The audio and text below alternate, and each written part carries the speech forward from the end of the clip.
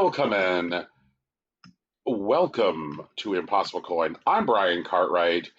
I want to let everyone know that I have barred my door, put a chair underneath the handle as well, and I have put a sign on the front door that says, Sequoias will be shot.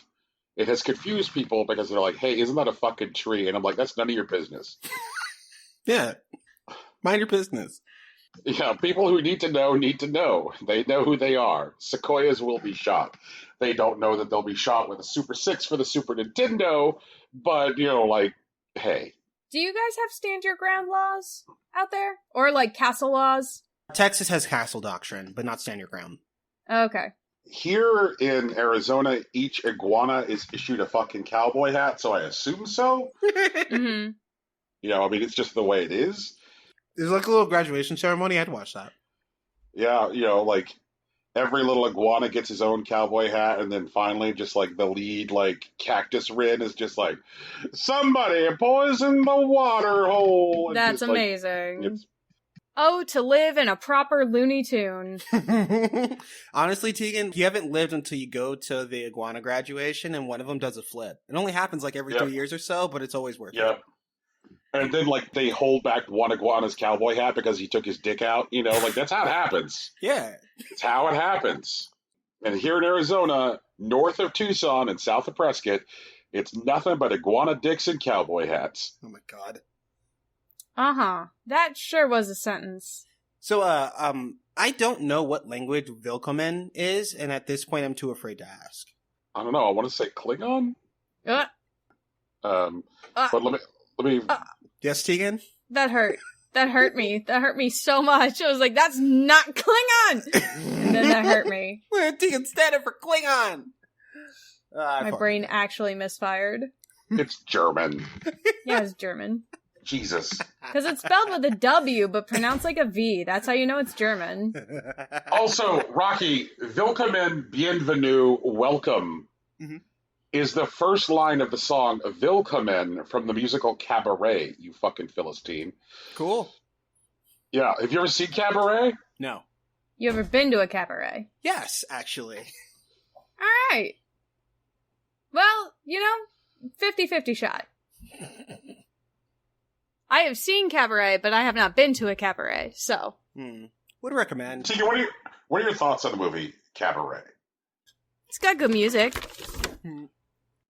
I did not see Cabaret until November of last year. Man, did it blind you? I don't know, I fell into this Bob Fosse hole. Sure. You fall in a lot of holes, man. You should talk to someone about that. I should. But yeah, I watched Fosse Verdon, the miniseries, and I was like, holy shit, this woman is fascinating. I want to consume all the art that I can that they made. And so I watched Cabaret, and I absolutely loved it. And it felt incredibly urgent and relevant. And then it made me sad. It'll do that. Well, the reason it made me sad was it made me think about what the most common model is for musicals now. And the reason that Hamilton stood out was that Hamilton was very, very deliberately and loudly political. Mm-hmm. And that most of the musicals that get made now are hey guys, we made Back to the Future, the musical. I'm just I hate that, and I want to bomb it from orbit. And there was this period of time in Broadway where even if what they were making was a musical about women killing guys in Chicago in the 1920s, it had a fucking point. Yep. That was such a good one too. Right. And now musicals are just here's a horseshit musical remake of a movie you remember from when you were a kid. And that's the model 90% of the time. And the reason Dear Evan Hansen or Hamilton stand out is they're the exception, not the rule. And that sucks. Man, I what was that movie? Booksmart? Where that one kid who was fawning over, the valedictorian girl. And when he finally gets a moment to talk to her, he talks about how he's going to go to college for aeronautical engineering so he can make his money early. And then he's going to throw all of it into musical theater, get some real original productions out there. I hope that kid's doing all right. Mm-hmm. I hope so too. Yeah. Yeah. The musicals that are about stuff tend to get overlooked a lot of times. Sidebar. I really enjoyed the 25th annual Putnam County Spelling Bee. Okay. Yeah. Because ultimately it's about parents' expectations of their children. Right. There's a girl her song is about how she speaks 6 languages and she doesn't want to win this spelling bee and her parents expect her to win this spelling bee. And so she purposefully spells her word incorrectly because she doesn't want to spell and she doesn't want to know 6 languages and she doesn't want to play piano all the time. For sure. And it's really good. Man. And then we get stuff like Back to the Future, the musical. Have they actually made Back to the Future, the musical? And the Spider-Man musical. Oh, God. Well, did the Spider-Man musical even happen? I thought it fell apart like 4 times. It did, yeah. That's true. Okay. And that's how we got, Imagine Dragons or something. I'm still hopeful for, the Undertale musical, because apparently it's supposed to be an interactive experience. And that's new.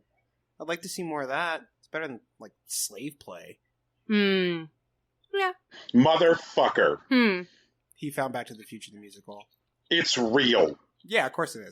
I literally pulled it out of my ass, being God damn it. I think you may have accidentally pulled it out of your memory, Brian. You saw it and then you hated it and you try to forget, Skyline Chili or whatever. Don't put your hate of Skyline Chili on me, man. No, I don't even really hate Skyline Chili. I was just mad because I didn't understand. But now I understand. And I found peace. It's kind of great. Oh, was the thing that gave you peace realizing that this was, fucking humble immigrants trying to, replicate the food of home? Yeah, of course. Okay, all right. I mean, that seems to be a good place to be all right, I must rest. Never knew I would die beside an elf. But fucking Back to the Future, the musical. Okay. Opening summer 2021. For sure, yeah. Oh, God. Oh, no. It's going to make a lot of money, so good for them, I guess. Oh, God. And then they've got, a clip here. Listen to some of the hot music from the show. I hear the Mean Girls musical is actually pretty good. Including the song Great Scott. Oh, fuck you. Fuck you. Brian, what if it wins a Tony? Brian, what if it wins a Tony? What if it sweeps the Tonys? Oh, fuck. Oh, God. He hates it already. This is great. I know he does. It's really funny to me. Oh, my God. Oh, God. Write your congressperson about Back to the Future, the musical. No, Brian, I have actual things to talk to my congresspeople about. Write your congressperson about how much a shithead they are. Do we have bigger fish to fry with our congresspeople? Well, I mean, I do. I do. I live in Texas. I got a lot of bullshit to fucking sift through. I do, because Rob Portman's a fucking coward. I said it. And I'll say it again. I'm going to talk to my fucking congressman, and he's going to accidentally mention Back to the Future, the musical, to Ted Cruz. And he's going to blast it to his 12 million followers, and then they make $1 billion. And then it'll be your fault, Brian, because you're the one that wanted me to do this. Okay. My one congressman, Rob Portman, voted to impeach Bill Clinton and did not vote to impeach Trump. So, Yeah. Anyway. Yeah. Okay, all right. Hey, everybody. Gather around the campfire while we talk about the Clinton impeachment for a second. Because, I'm old enough to have lived that shit and remember that shit. I was a child.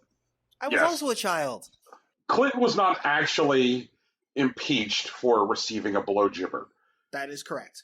That is correct. He was impeached for lying under oath about receiving a blowjibber. That's the difference. Yes. But, that's not quite an actual crime. They just kind of got No, lying under oath is definitely perjury and is definitely a crime. You know what I'm saying, Brian. Yes. Yeah, I know.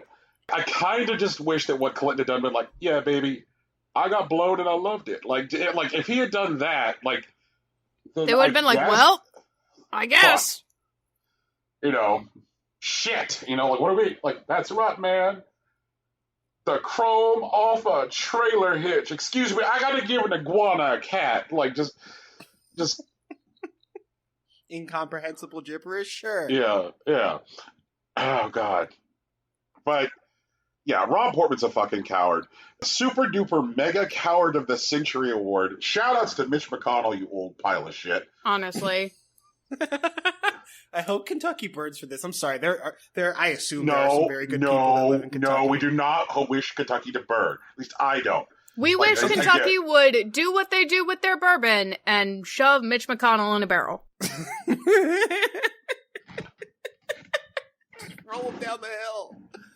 Dump him in the river. Mitch McConnell with notes of cedar.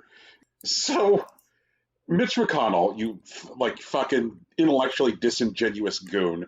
And this is something I was talking about with, he gets up there and he gives this fucking speech where he's like, President Trump is clearly a vampire and is a bad man and is an evil piece of shit, and he was responsible for this riot. However, we don't have the authority to try him. Okay, so therefore I must vote to acquit. So here's my problem, Mitch McConnell, you fucking dipshit motherfucker, is that, okay, let's just for a second assume that is your sincere intellectual constitutional law position, that you honestly believe that the Senate does not have the authority to try the president in this capacity because the law requires it to be an incumbent president. That's an honest position, and one on which legitimate, and I'll say legitimate here, legitimate constitutional scholars are divided because of the language regarding impeachment in the Constitution. If you believe that, Mitch McConnell, then you don't vote to acquit. You vote present because you don't believe you have the authority to vote guilty or not guilty. You vote present. So, if that's what you actually believed, you weird Kentucky Dracula, then you would have gotten up there and been like, he's a piece of shit, he's a monster, fuck him, he's responsible for the riot, I wish I could vote guilty, I can't, therefore I have to vote present. That would have been the intellectually honest vote. How many other Republicans do you think would have taken that opportunity to be like, well, the leader's voting present, so I can just do that instead? I mean, enough. He probably still would have gotten acquitted, I think. If I remember correctly, present votes. Yeah, for sure, but then his argument would have some fucking legs to stand on. Right. But it doesn't matter. That's the thing. Ugh. It doesn't change, the reality of what we're sitting at. I am going to say, special fuck you to Rand Paul. Oh, yeah. I mean, just on the daily. Fuck Rand Paul, everyone. But, Rand Paul routinely was seen during the trial doodling, drawing stickmen baseball, basically making a giant show and making theater of how he was not paying attention. So, news outlets from, all over the world, were able to capture footage of Rand Paul doodling on a sketch pad instead of paying attention. He decided to make a show of how little he gave a shit and was not paying attention to anything.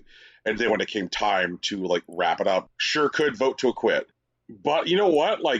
I guess weird shout out to Louisiana Republican Bill Cassidy, who was one of the 7 Republicans who voted to convict. Apparently, on his desk on the Senate floor, was piled high with constitutional law books, and he had printouts of various pieces of evidence, was highlighting things, taking notes, filled up a couple yellow legal pads as the days wore on. That sounds personal. And when he voted to continue the trial, because a Republican made a motion saying we don't have the authority, I make a motion to dismiss the trial, and it fell short because all of the Democrats voted to continue, and 6 Republicans voted to continue as well. And Cassidy issued a statement at that time saying I'm issuing a statement not because I've made a decision to convict, it's that the House impeachment managers made a better case on the constitutionality of the proceedings than the Trump defense. The Trump defense made no effort whatsoever to demonstrate that this was unconstitutional. And my decision on whether or not to convict will be based on the evidence presented. And I'm like, Jesus Christ, this guy appears to very sincerely take the duty of acting as any kind of juror ever. Fucking piles of law books on his desk, multiple pads full of notes. Jesus. He's I'm gonna figure this out. Maybe, but or if I'm not gonna figure it out, I'm gonna make a huge show about trying to do it. Yeah, I think it might be more that. There's a whole thing about Louisiana politics they're usually not on the right side of the law, but they'll definitely bend it to their whims. And I'm not going to say that they're making a play, because I don't think it was that elaborate, but, like, I feel like that might be something between, like, Trump and, like, the state of Louisiana. But I don't know. I'd have to dig a bit more into it, but I don't trust it. I know that, like, Trump rubs some Catholics the wrong way. Right. I mean, Trump should rub every Catholic the wrong way. This is also true. Yeah, but, like, he pushes the buttons of, like, almost all the Mormons and some of the Catholics. Right. Yeah. I don't know what team fucking Bill Cassidy plays for. I don't know if he plays for Team Catholic. I also don't know if, like, I don't know. I'm just glad that it appeared to be that, like, at the very least, if you were to, like, walk around the classroom and be like, show me your work, you know, he's not drawing stickman baseball game. That's at least a step in the right direction. Man, fuck. So, also, good job, Rocky, on calling out the fucking weirdness of Louisiana politics. Maybe someday on this show we'll find an excuse to dig into Huey Long. That would be some shit. Oh my god. Oh, yeah. I'm already tired. What, just saying Huey Long? Yes! I don't know who Huey Long is, but I am also already tired. What if I say Okay. Huey Long 5 times into a mirror? Okay, I mean, guys. well, here's the other thing, though, Brian. You posted a picture earlier this week on your, like, to us, I think, or maybe it was just on Instagram and Twitter and Facebook. Yeah, and I don't know what the fuck it was, but I liked it. It's a mangonella. Well, no, it's not a mangonella, actually. It's a what? Brian, fuck. It's cubed fruit. It's not a slushy. Brian, what is it? Brian, what was It's your an- weird red fruit cup? An elote? Like a whim? It's just like you basically are jamming whatever the fuck you want into this cup. Oh, okay. Yeah. Okay. And so, like, there was, like, a lot of cubed fruit in there. There was also, like, some tamarind candy, some watermelon candy. Mm-hmm. Like actual candy? Yes. Like Yeah. the little, like, red, like, spiny thing? Like, that's strawberry candy. Or no, that's tamarind, isn't it? Yeah. And then there were, like, some plums in there. There was quite a bit. Is this a thing you have to go out to eat to get? It's a snack. There's, like... It's relatively, like, low effort, and it's usually very affordable. Like, I've never paid more than, like, what, $3 for a cup like that? Well, I mean, the one I got was, like, fucking gigantic, Rocky. Jesus. Like, how big? I would say, like, 36 ounces. Okay. Yeah, but it was, like, $5 for 36 ounces. No, that sounds fair. That sounds entirely reasonable. Yeah. You know, and it had some peanuts in there, and then it, like, some, Is that like chili powder? Is that why it's red? Yes, it, It's not straight up chili powder, but it's made with chili Okay. powder. yeah. I It's, don't know. You guys eat different things down there. Yeah, it's Mhm. tagine. You We're guys just eat stuff with flavor. I'm not allowed to have flavor up here. Tegan, they want to, like, mail you some flavor. The only flavor I'm allowed to have is corn. Soybeans. Well, don't worry. Wait, Tegan, we're gonna get you elote! What's elote? Oh, yeah. It's corn in Spanish, but, like, also, it's corn in Spanish. Oh, so it's corn and chili powder. Well, no. And grilled? But it's grilled corn. Usually there's some chili powder. There's, like, butter, sometimes mayonnaise. Ew. It's kind of like a salty sweet Mm-hmm. with the savory profile. It's really good. No mayonnaise, please. Okay, no, Rocky, I had a brain fart. I said elote, not elote, and toho. And Toho. Yeah. Okay. Yeah. Okay. Yeah. Yeah, I'm sorry. Like, I was just stroking out there for a second. It's chill. Forgive Yeah. me, bro. Yeah, so it was an antojo, which means, like, whim. Where you're just cramming everything you want into a cup. And so, like, You're there's... just throwing the stuff in there. Yep, and so that's why it's like, give me cubed fruit, give me candy, give me, like, cherries, give me plums, give me fucking Doritos. Oh, why don't we put some flavored hot Cheetos in there? Now let's, like, douse it in, like, various, citrusy, like, fruit juices and just fucking go. Yeah. God damn it, now I want one. Fuck. Good. But guys, we are actually not a Mexican treat sound Podcast. A Mexican treat podcast. We are a poundcast. Right, we're not one of those. Not a SoundCloud. We're a podcast about video games. I swear to God. Yeah, we're not just here to dunk on Rand Paul and talk about tasty snacks. And, it occurred to me when you were talking about the possibility of Ted Cruz in Back to the Future, the musical, Uh-huh. it seemed like something that was, like, possible, because I remember I remember in the 2016 election, before Ted Cruz gave up and dropped out, his last sad, desperate speech against Donald Trump. Do you remember this, Rocky? Vaguely. Okay. Where he's like talking to a bunch of Trump supporters. He's like, y'all don't know what you're doing. He's like, it's like Back to the Future, and it's like he's Biff Tannen. You want Biff Tannen to be president. And they were like, yes, we do. I know, they said it with a straight face, too, like, holy shit. Yeah. And that's one of the things which has always, like, made me sad about Ted Cruz, is that, like, there's probably a timeline, that's obviously not this one, where Ted Cruz is, like, a well-adjusted, like, high school chemistry teacher. And does he do Breaking Bad? Oh, that's yet another universe where, like, you've got, like, the Ted Cruz, like... That's the split off specifically from when he starts as a well-adjusted high school chemistry teacher, and then his wife gets cancer. Oh, God, yeah, but, like... No, but if his wife gets cancer, he'd probably just let her die. That sounds like Ted Cruz to me. No, but that's Ted Cruz from this universe. Like, we're talking about the Cruz multiverse here. And, like, there is a universe where, like, Ted Cruz loves his wife, and, like, he's not weird about his porn. Maybe he just doesn't like them on Twitter on 9/11, you know? God. Like, Jesus. Oh, man. 9/11? Like, oh, God, okay. Is the multi-Cruz verse the MCU? No, absolutely not. Okay. No. Okay. All right, so I played some video games this week. That's good. Mm-hmm. I took a chance on playing TemTem, and I am surprised. For people who don't know, TemTem is a monster battle game in the style of Pokemon, made by a developer named Crema. Does that mean you put them in a bag and don't love them? No, but they're in a stack of cards you stuff in your pocket, so, you know. Okay. Difference.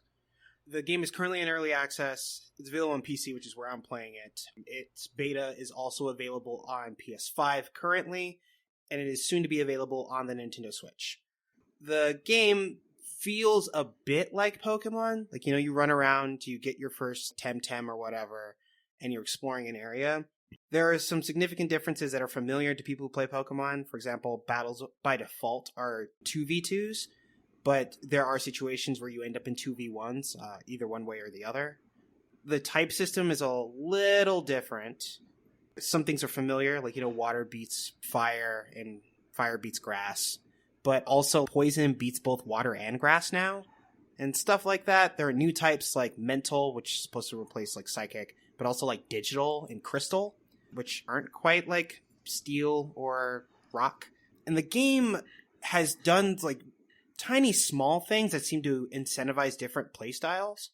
For example, in Pokemon, when you fight with like multiple Pokemon in a fight, let's say you put one in the front, you switch one out, usually you divide up the experience evenly between the two Pokemon that battled. But in TemTem, when you switch out various TemTem, all TemTem get the exact same amount of experience points. It's not divided at all, which seems to imply that the game wants you to be like switching more often than not.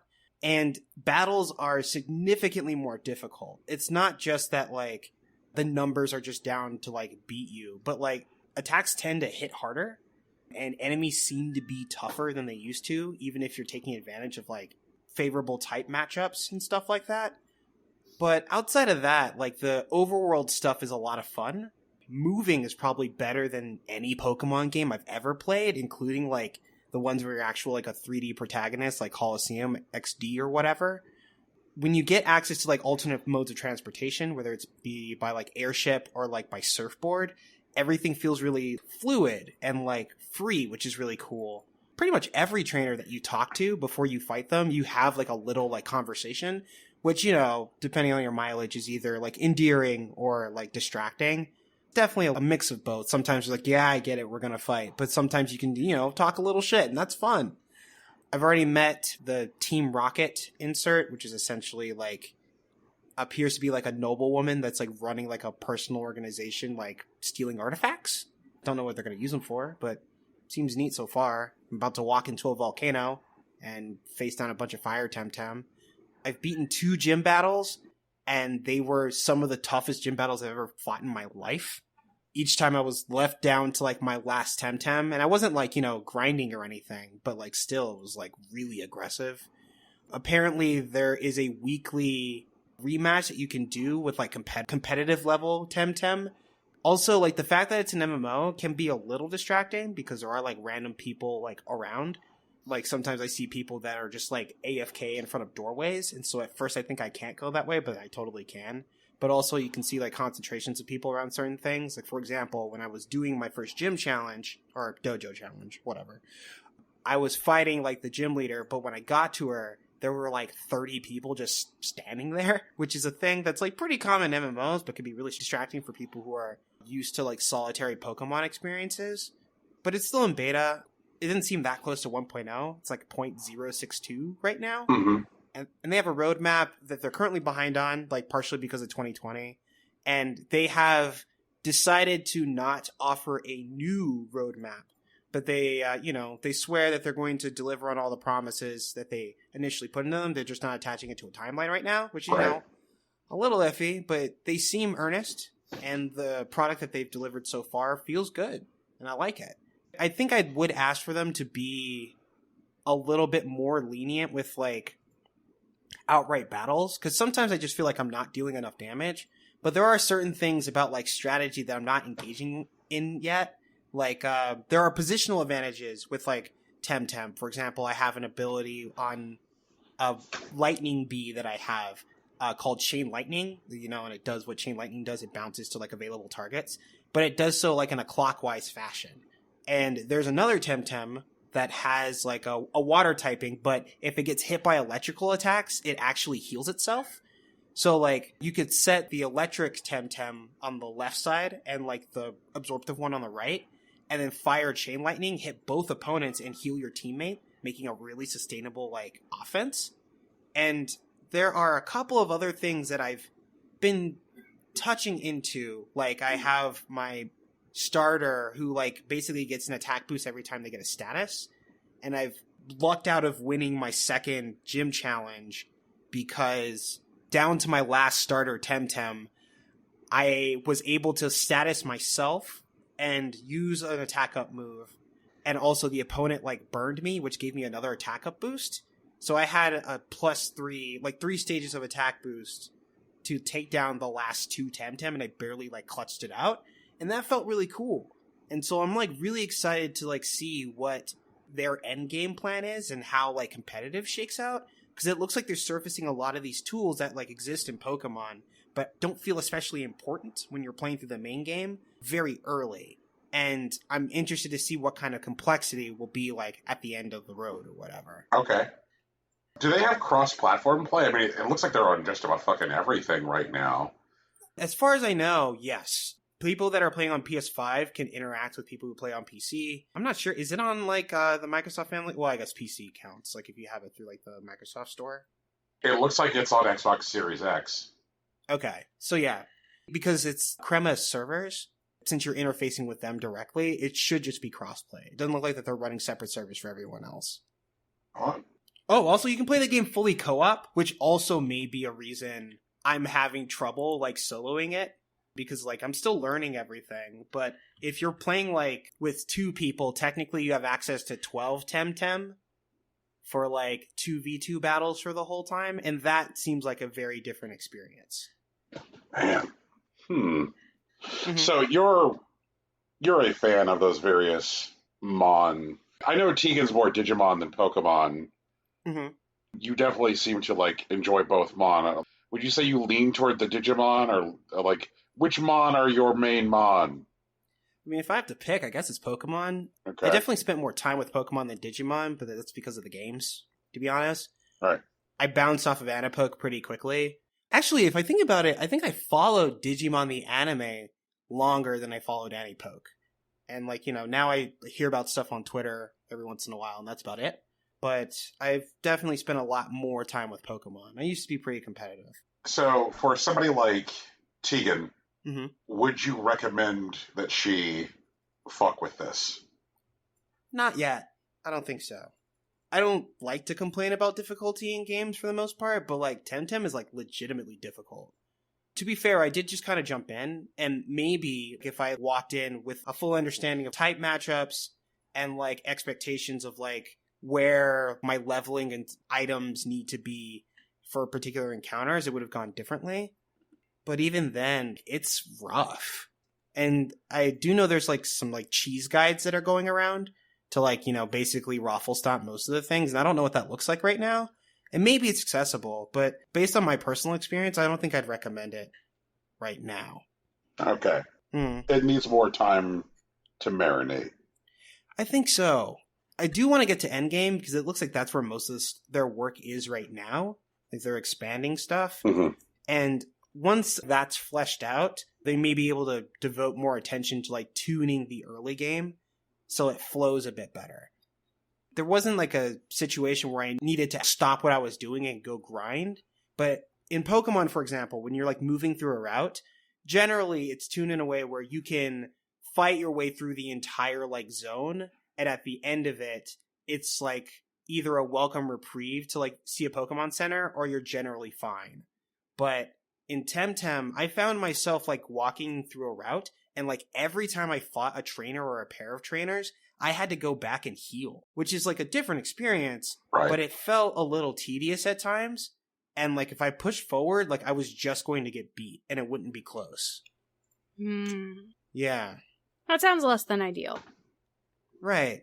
And maybe that's something that will be adjusted, or maybe there'll be something in the game like if I kind of feel bad saying this. Maybe if like their like restorative items were like cheaper and you were incentivized to like stock up before going out on a place, because maybe if I had like a bunch of revives and like a bunch of potions before I went out, managing that inventory to like continue moving along may be like a rewarding gameplay mechanic. But I don't have enough money to do that consistently. And like healing is free, it's just I have to go back to like the center or whatever. So like now I don't go anywhere without like a bunch of smoke bombs, which are like the equivalent of like escape rope in the older games. So it just takes me back to the last place I healed. Mm-hmm. But like, I'm not sure how I feel about that particular gameplay loop. But the battles themselves are good. They are challenging and like rewarding when you win, but it's just like, oh shit, I do have to go heal. I can't keep moving forward. Also, they brought back OG random battles because, Pokemon since Let's Go has essentially shifted to like Pokemon like walking around in the overworld. And if you walk into them, like you can battle them, or if you completely avoid them, you don't have to fight them. Now in TemTem, I'm back to like, I'm walking through grass. I wonder when something will attack me. That seems regressive in a way that isn't productive. I feel like a lot of games have seen the way that Pokemon's moved away from the random encounter table and are starting to follow suit, Right. I hope TemTem gets there too. So like Pokemon also has like side quests in addition to its main quest, but TemTem handles them like an MMO where there's like a list of things on the side of your screen. Like here are things that still need to get done. One of them is that there's to catch like a particular Pokemon and bring it to a person, which is like really different for me. Like not like the quest itself, because that exists in Pokemon, but like a constant reminder that this is a thing I have to do. And I was having trouble finding it, and I found out the TemTem spawns in a particular place with a 5% encounter rate. While like I was able to find like an item setup that made it easy for me to deal with like multiple random encounters. Like I had like a 100% escape rate. I had an increased chance to catch new TemTem I haven't fought before, and I put them on my two strongest TemTem in my front two slots, so that if I did end up in a situation where I felt like it was more advantageous to fight than to just run, then I could just like knock out the fight pretty quickly. But it still had a 5% encounter rate, and I had to have spent at least like an hour and a half running on this like rooftop trying to get this one TemTem to spawn, and it just fucking didn't. That felt shitty. Like, I mean, I got some experience out of it, but honestly, I just felt like I lost 2 hours that I could have been spending on the main quest. But I'm gonna keep fucking with it. I'm on like halfway through the second island now.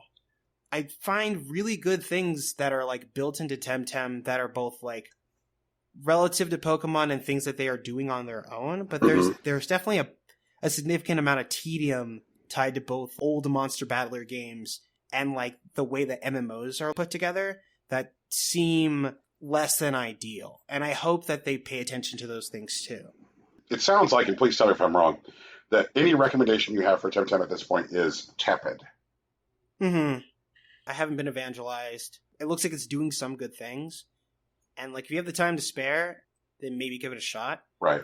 Initially, like, the appeal of TemTem was that it was a monster battler game for people that were sick of, like, Pokemon Company not paying attention to hardcore play. Pokemon has been, like, continuously easy and, like, super easy to rip through for people who are genre savvy, and it's because they make the games for ever-increasing generations of 10-year-olds. If they're making it for, like, people who never play video games or people whose this will be their first video game, Pokemon is a great place to start. But for people who have, like, been long-standing fans of the series, they're not getting a lot from the Pokemon Company these days. And TemTem seems to answer that call specifically, but there's still a significant amount of noise that doesn't make it a great case for, like, the general video game consumer. Or even, like, most fans of Pokemon, which is a weird thing to say. But, you know, that market is also continually expanding. There are, like, more and more games that are being announced that seem to be satisfying very specific niches. And this seems to be, like, the hardcore MMO crowd, which is, you know, fine. So it also says here in our show doc, you're an Aria Giovanni main? Oh, no. It's just Giovanna from Guilty Gear Strive. She was announced back in October. She is basically a JoJo character with a wolf familiar, but she's not actually a JoJo character. Axel's the real JoJo character. She just has, like, the wolf, but she fights with punches and kicks. She has a decent anti-air. She has a solid rushdown game, a good air dash, and I'm really interested into playing her and, like, May, who I played in the first beta, whenever Guilty Gear Strive comes out. Also, I think the beta goes live this weekend, so I'm going to be on that. I know that the other game which is listed here is one that you have kind of been looking to spend some time with for, like, a while. Mm-hmm. It kept on, like, showing up in, like, writing, and it kind of, like, forced its way onto your to-do list. So, like, I'm eager to hear. Yeah, so I'm playing 13 Sentinels, Aegis Rim. I'm also streaming it, just for the VODs. Like, they're on my personal channel. If you want them, I guess I could tell you, but it's not that big a deal. 13 Sentinels Aegis Rim is a futuristic game, sort of. Technically, it takes place in both the past and the future, which is kind of wild. You control a handful of teenage protagonists, each a part of their own story, that seems to deal with a cataclysm relating to kaiju, and the robots that they're able to summon, pilot. It's hard to explain.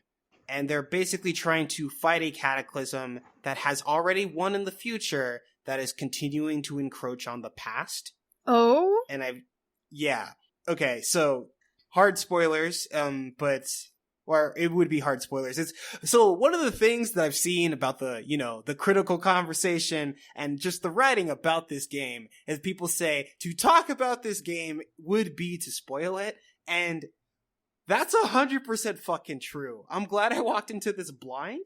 So, like, if you can watch a VOD that without any other thing and just see what's going on, it's pretty dope. It does some really good storytelling bits. Its gameplay is a mixture of, like, tactical mecha combat, which, you know, is fine. It's not incredible, but it's pretty cool. But it's also, like, sort of visual novel in these, like, hand-painted 2D spaces that you see from, like, a one-dimensional frame. So, like, as if, like, you're looking at a landscape, but you can, like, walk back and forward and also walk around. Right. And, you know, there are interactables that, like, form, like, make, like, keywords that are, like, referenced in characters' heads. And you can use these keywords to interact with certain people in the way that, you know, these types of, like, talking games go. One thing that I am curious about, because I've just finished the prologue, which I'll probably be able to confirm in Chapter 1, is that because the game heavily features time travel, but as far as I know, I don't have control over it right now, I feel like a thing that may happen, because whenever I finish, like, a chapter, it looks like it's building like a chain of events. And what I figure I'll be able to do is, like, take keywords that I've gained at a certain period of time, say, I don't know, 2064, and take it back to like 1985 and use that keyword in a particular place to facilitate some sort of outcome.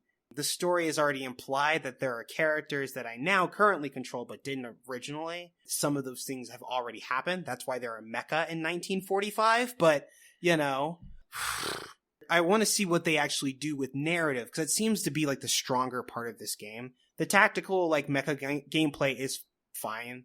Honestly, if I got this game when I was like a teenager, this would have probably been the coolest thing I would have ever touched. But, you know, now I've played more stuff. I'm familiar with other gameplay experiences. But I feel like what they're doing with story seems especially polished, with the various, like, protagonists that they're, like, showing and the things that they have them do and wrestle with. It feels very good. I look forward to playing it more. It sounds like this is not your TemTem experience. Like, you're kind of getting into this and you are seeing what the hubbub is about. Yeah. Yeah. Have you ever fucked with other Vanillaware games? I am not sure. Not Okay. fair. I don't really follow publishers as well as you do, but let me see. Vanillaware, of the 8 games I see in front of me, I have not played any of them. I think that, like, at the very least, Dragon's Crown and Muramasa the Demon Blade Mm-hmm. might be. You know, I don't really think you have a platform that you could play Muramasa on. I mean, the Wii shop is closed, but I have a Wii. Yeah. And I play Paper Mario every year. right. And it did come out on a disc, so that is a thing. That is For sure. It is a very good video game. Maybe I'll hunt it down someday. Yeah. But yeah, like, I'm glad to see, like, a Vanillaware game getting, like, so much attention. Mm-hmm. Because, like, there's a very strong look and there's a very strong feel to their work. When you get into their shit, you're like, oh, this is nobody else. These are these guys. Hmm. Yeah. Like, very definitely. So, that's For sure. rad. Very rad. I look forward to more check-ins on that. What the fuck is a lantern rite? Oh, it's totally not Chinese New Year. Ah. Happy totally not Chinese New Year. It is also actual Happy Chinese New Year. Or Lunar New Year, I guess. Yeah, Lunar New Year is the better word. Anyway, it's Year of the Ox. And so, Genshin Impact is having a Lunar New Year event. And it is called the Lantern Rite Festival. And let me tell you what, at night, it totally looks like that part in Tangled, where they have all the paper lanterns coming in the air, like full of candles. It's just like that. It's beautiful. So pretty. But this is the main event for this banner period. Okay. Yeah. There's a bunch of different stuff to do, in addition to, like, quests to do, like regular quests, you know, to help Liyue set up for the Lantern Rite Festival and help different people and different shops get ready. There's also special Lunar New Year food you can buy, and there's a tower defense game that you can earn faux in-game currency for, because it's not in-game currency that you can use for anything else except the current Lantern Rite event. And if you get enough of it, you can invite one of the 4-star Liyue characters to just join your team without doing any wishes. So if you have someone and you want to get them, like, a little more powerful, you can invite that person, or if you're missing someone from the group, you can use it to get them. Which is neat. Yeah, the tower defense game, pretty fun, actually. Okay. There are a couple different maps, and depending on the difficulty of the game you select, depends on which map you play on. And you set up these little turrets, and you basically try to keep the enemies from, like, walking all the way across the field. And you set up different elemental towers to attack them on their way over. Pretty neat. Okay. Keep forgetting. I need to go back and play. Yeah, it's fine. I mean, it's a pretty chill event. But also, like, Liyue looks fantastic. They did a really nice job. They're these, like, little lotus paper lanterns that, like, sit on the steps at night. There's a little lantern game where you can, like, turn the lanterns to make a different picture appear on the wall, and then in that picture is hidden, like, 3 or 4 different treasure chests. And if you go to those locations on your actual overworld map, the chests will be there. Yeah, it's pretty neat. It's pretty fun. For sure. For sure.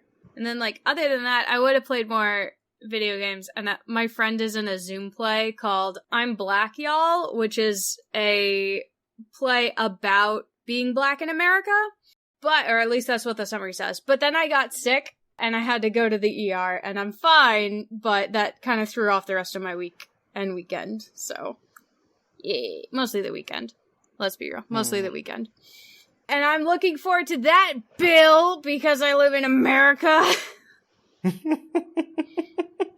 Dude, they don't know what's wrong. I mean, they know what's wrong, but they think they know what's wrong. So, like, I had pain under my ribs, but not in my lungs, like at the top of, like, where your ribs go into your, like, tum area. Okay. It was bad. It was very, very bad. And I woke up in the middle of the night with it, and it wouldn't go away. So we did what any sensible person does when we go to the ER at that point, because I couldn't go back to sleep. And they were like, well, we're going to make sure it's not your liver, and also that you don't have a blood clot anywhere. So Jesus. We have to give you, So I had a CT scan and an X-ray and a full panel blood work. So they took blood and they ran it through the whole thing because they wanted to make sure, like, my liver wasn't failing, my kidneys weren't failing. Jesus. They wanted to make sure there weren't any blood clots in my lungs or somewhere in my chest that was giving me the pain where it was. They pounded on my back like they do when they're trying to figure out if you have, like, a kidney stone or, like, a UTI. And that's not where the pain was, so, like, But, like, I was tender, like, around where my stomach was, and they were like, well, maybe it's your liver, and, like, we're pushing on your stomach, it's pushing on your liver, and that's it. Nope, it wasn't that. And they wouldn't let me do the MRI until I peed in a cup so that they could say for sure that I wasn't pregnant. And spoiler alert, totally not pregnant. Surprising literally no one. Right. But they had to do it anyway. And then they were like, well, we did find some blood in your urine, and your white blood cell count is up, so, like, you probably have a UTI. And I'm like, that's not where the pain is, though. And they're like, yeah, we know, but it could be that you were having some pain because of it, and then because also your potassium is really low, that maybe your pain signal just got mixed up. So we're going to treat you for a UTI. And I was like, okay. We're going to treat you for a UTI, and also your brain might be broken. No, not Sick. my brain, just the nerves in my body. Because of the low potassium. Maybe they were thinking maybe it couldn't open the right. So I had to take 2 big-ass potassium pills. Like, damn. I don't know. They were big, and that was it. And it was miserable. And now I'm just on regular UTI meds. I'm just tired a lot, so. Woo! And now I have to wait for the bill. Yeah. On the plus side, my health insurance is better than it was at GameStop. So, you know, went in there, and part of my prescription was to eat a banana every day. So I had to go buy bananas. Which is dumb. Being an adult is stupid. Bananas suck. Bananas are fine. I don't mind bananas. But, like, you can't buy potassium supplements without prescription. Because people overdose and kill themselves with too much potassium. Right. People are dumb. Yeah. Still an intense metal. Right. But here's the worst part, other than the, like, very large bill that I'm not looking forward to getting, is definitely that the UTI medication that they gave me, I don't get any of the fun side effects from it. Fun side effects for UTI medication include your pee changing into a funny color, and this is not giving me funny colored pee, and I'm upset about it. Last time I had UTI meds, my pee turned highlighter orange. Highlighter orange. It was wild. Nothing with this one. It's not green, it's not orange, it's nothing. It's just pee. It's boring. How dare. Oh, wow. Okay. But yeah, I'm going to do the Zoom thing instead next week. There are 2 more shows coming out on Friday and Saturday. So Friday the 19th, Saturday the 20th at 8 p.m. Eastern Time. If other people want to go, tickets are only $1. And I included a link to the play in the show chat. For sure. Yeah. Sounds neat. But the Lantern Ride Festival's been fun. I want to play it some more, but I'm too sleepy now. Because I was up at the wrong time. So, I mean, you wake up at 1 a.m. with shooting pain in your abdomen. You tell me what you do. And you can't Google that shit as a girl. You can't Google, like, why is my tummy hurt? Because it says 2 things. You're pregnant. No, it says 3 things. You're pregnant, you're menstruating, or you have an ovarian cyst. That's it. Those are the options. Nothing else exists in the female abdomen. Literally nothing. No other organs, only the baby ones. Fuck that. Fuck that. That's so stupid. I hate it here. Next time I'm gonna pretend I'm a dude and look up my symptoms if I have abdominal pain. Maybe it'll give me a real answer. Tegan? I mean, Yeah. it probably would, actually, statistically. Tegan? Yeah. It's possible you just need to use a different web browser. I'm interested in this. What do you got here, Brian? Because either a different web browser or a different search engine. Because I just told DuckDuckGo, which doesn't track me around the internet, right? Mm-hmm. I said, DuckDuckGo, I'm a woman and I am experiencing abdominal pain. And they're like, okay, it's possible you may have pelvic inflammatory disease. Mm-hmm. It's possible you may have irritable bowel syndrome. Mm-hmm. It's possible you may have appendicitis. Mm-hmm. It's possible you may have gastrointestinal disease. Man, that would have been nice. Any of those options. Right. So here's my suggestion, Tegan. The internet follows you around. It's terrible. Stop it. Stop it, internet. Yes. So when you want to know things, but you don't want the internet to prejudge the information it gives you because it's like, we know what you want better than you do. Go to a place where the results that are served up to you will not be curated based on a profile of your data. That's a thought. That's a pretty good thought. But also, it's dumb. It's dumb that I would have to do that when I am actively in pain. That's bullshit. Yeah. Why can't it just serve me up all of the options? Because Google thinks they know you better than you do, Tegan. Well, if Google knows me better than I do, Google should be well aware of my sexual history. And shouldn't be saying, oh, you're pregnant. You know? Fucking dumb, stupid computer. This is why the AI will never win. It's gonna be like, you're pregnant. And I'm gonna be like, no, I'm not. That was how I spent my weekend before today. It was fun. I'm okay. I do not believe that it was fun, Tegan. It was very, I did get some morphine. Because I had pain that wouldn't go away. You know. Not very much morphine. I had baby morphine. Because I was like, please no, this sounds miserable. And they were like, okay, what if we only gave you a little bit? And I was like, no. And then an hour later, they were like, you are going to have to lay down for the MRI. And I said, I will take the morphine, but only the tiniest amount you can legally give me. And then I was like, this is awful, because it just felt like I was having an asthma attack. I can't believe people do drugs for fun. Especially if they feel like you're having an asthma attack. Why would you want that? I don't know. Tegan doesn't understand things. That could be a whole segment. Anyway, Brian, you did things other than eat things that were fancy and red. I would describe the red thing as the opposite of fancy, but that's neither here nor there. I mean, it looked very nice, so I would say it was fancy. Mixed bag. I have decided that in the ongoing interest of recurring content that our listeners can connect with, Oh, no. Mm-hmm. it is time that the council convenes on the topic of Detroit-style pizza. What is Detroit-style pizza? Start with that. Okay. It's a thing that I didn't know existed prior to this fucking week at all. I was completely taken by surprise, which I guess shows how much of a shut-in I am. I mean, I think it just shows that you don't live anywhere near Detroit. You would think that, Tegan, and that's what I thought at first as well, until I looked into the history of Detroit-style pizza, and I'm like, man, I'm a shut-in. So anyway, what Detroit-style pizza is a rectangular pizza with a thick crust, which is both crispy and chewy, traditionally topped with Wisconsin brick cheese, and then the tomato sauce is layered on top of the toppings, rather than on top of the dough. No. That's the incorrect order of a pizza. This style of pizza is often baked in automotive drip pans. In what? Like the oil pan on your car? So because this style of pizza emerged in Detroit, when the originators of Detroit-style pizza were looking for something to make a thicker Sicilian-style pizza, something that they were able to buy in bulk was drip pans. Oh my god. Mm-hmm. Because they were around. Right. Because like when you're in Detroit, you can buy drip pans on the bulk for cheap, which have never been used. Well, yeah, because that's where automotive manufacturing was. Yeah. Right. Mm-hmm. That checks out. But also, Yes.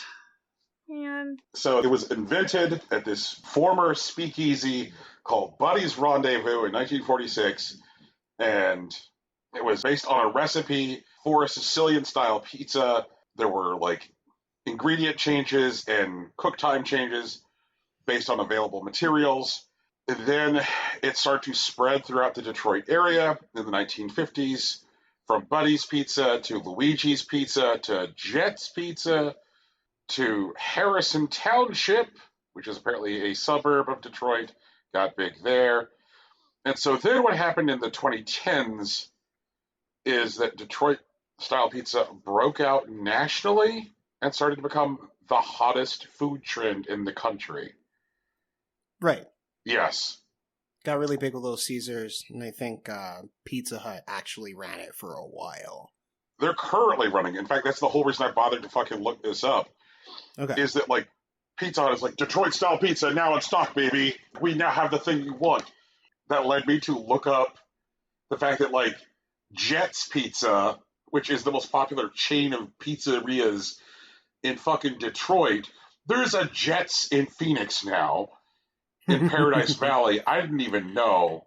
There Cool. are various, like, pizzerias which have opened up specializing in Detroit-style pizza.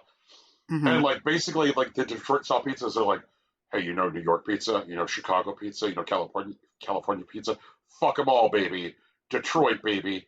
People are serious about this shit. My wife's cousin, who lives in Las Vegas, apropos of nothing, I'm just, like, sitting around talking about Detroit-style pizza with her, and she's like, I had no idea this was a phenomenon. While we're talking about Detroit-style pizza, her cousin sends her a picture of his takeout dinner, and it's like, look at my fucking dinner, it's so delicious. What was it? Detroit-style pizza. Neat. What the heck? This whole business of specifically the type of cheese that goes on it is block cheddar, and that you the block cheddar all the way to the edge because you want it to, like, caramelize and crisp at the edge. Then, like, layering the sauce as dollops on top of all of the other ingredients. So, friends, I have brought Detroit-style pizza to the council and would now like a ruling on the pizzaness of Detroit-style pizza. And also find out, have either of you eaten this fucking shit? Yes. No. Yes and no. Rocky. One yes, one no, as to whether or not we've eaten it. Detroit-style pizza is pizza. Yeah, I've eaten Detroit-style pizza. I mean, it looks different, but, like, I guess, Is it, like, fundamentally it's the same as pizza, so it's pizza? yeah, so I'm trying to, like, think in terms of, you know, the sandwich, like, alignment chart. Mm-hmm. Like, you know, structural versus ingredient. And I think I'm structural neutral. I still feel like I'm an ingredient purist. As far as I know, there aren't any ingredients in Detroit-style pizza that detracts from, like, pizza as a whole. Unless I'm wrong, Brian. I mean, it seems like a lot of the times the stuff that goes on it is, like, very much just, like, the shit that you would generally expect on a pizza. Sure. I feel like Yeah. there's two kinds of things that can and do belong on a pizza. The way that I categorize them is things that would count as a pie. Does that make sense? Yeah. I also feel like pizza specifically is, like, finger food. Mm-hmm. And I think my biggest, like, hurdle with Chicago-style pizza is that it's really designed to be eaten with a fork and a knife. Fork and a knife, yeah. Yeah, like, you don't eat Chicago-style pizza with your hands, but you eat pizza from basically anywhere else with your hands. Mm-hmm. That's fair. And so, like, as far as I can tell, Detroit-style pizza is definitely pizza, and I've eaten it, and it's pretty damn good. It's not an everyday thing for me. I don't think it's... Honestly, I'm not even sure. I actually put California pizza above Detroit pizza, personally, but it's good. It's definitely top 5, as far as, like, regional differences go. I think True Sicilian's a little better. So, I'm trying to process this. Mhm. Because it looks to be that the thickness of the crust that you're encountering with, like, a Detroit-style pizza and a Chicago-style pizza is that, like, the Chicago and Detroit style have crusts which are about the same thickness. And in some cases, it looks like the Detroit might even be a little bit thicker. Right. But I guess, like, the difference is that, like, unlike a Chicago style, you're not seeing, like, the alternating heavy layers of sauce and cheese and toppings, is it that it's like still like mainly like single or double layer, and so it's easier to maneuver with the hands? That is an important detail, yes. Maybe even crucial. Okay. Which I guess is something where like them positioning the sauce on top, that regardless of like whether you're doing multiple layers of toppings and cheese, the sauce is always last, means that that's going to help with like how it can be fucked with the hands. Mm-hmm. Yeah. I'm going to try and get one of these things for science, obviously. Hope you enjoy it. I also hope you enjoy it. So do I. Yeah. Here in the Southwest Valley, I'm having kind of a struggle finding a place to get one to deliver. Yeah. Because the southwest part of the valley is definitely like the redheaded stepchild of the Phoenix metro area. Hey. Tegan, Hey. if redheaded stepchild means overlooked and unacknowledged, Hey. then Hey, I'm a redhead. Hey. Tegan, Yeah. have you ever felt overlooked and unacknowledged? Yes. So wouldn't the phrase redheaded stepchild make sense then? No, because I'm not a stepchild. Tegan, I swear to God. Alright, this is a bit. I'm not going to fall for the bit. Yeah, I mean, you it already sounds like did, you already but have. it's cool. Alright. What do you guys want to talk about first? High heels or Hearthstone? Hearthstone. Okay. Tegan's trying to eat her fucking Brussels sprouts first. Yeah. I see what's I up. mean, you always gotta save the best for last. So, massive changes coming to Hearthstone with the change of the year. They are introducing a whole new mode to the game. Oh. Yes. Okay, they haven't done that in a while. Right. So, currently we have standard format and wild format. They will be introducing classic format. And classic format is going to be the original 240 cards that were in the game at launch are legal with no nerfs. So, here are these cards as they existed at launch. That's what's legal in Classic. Cards which have received nerfs since then, you'll have two different versions in your library. You'll have the Classic version and then the Wild version. The Wild version will have the nerfs, which will be eligible for Wild. And then the Classic version, which has no nerfs. So, Leroy Jenkins is gonna cost 4 mana again, meaning Miracle Rogue, baby. Innervate will get you 2 mana, which means that Druids will be able to play a fucking Yeti on turn 1 and just start killing their opponent. I'm so happy. I'm not just happy that they're introducing Classic format. That's exciting.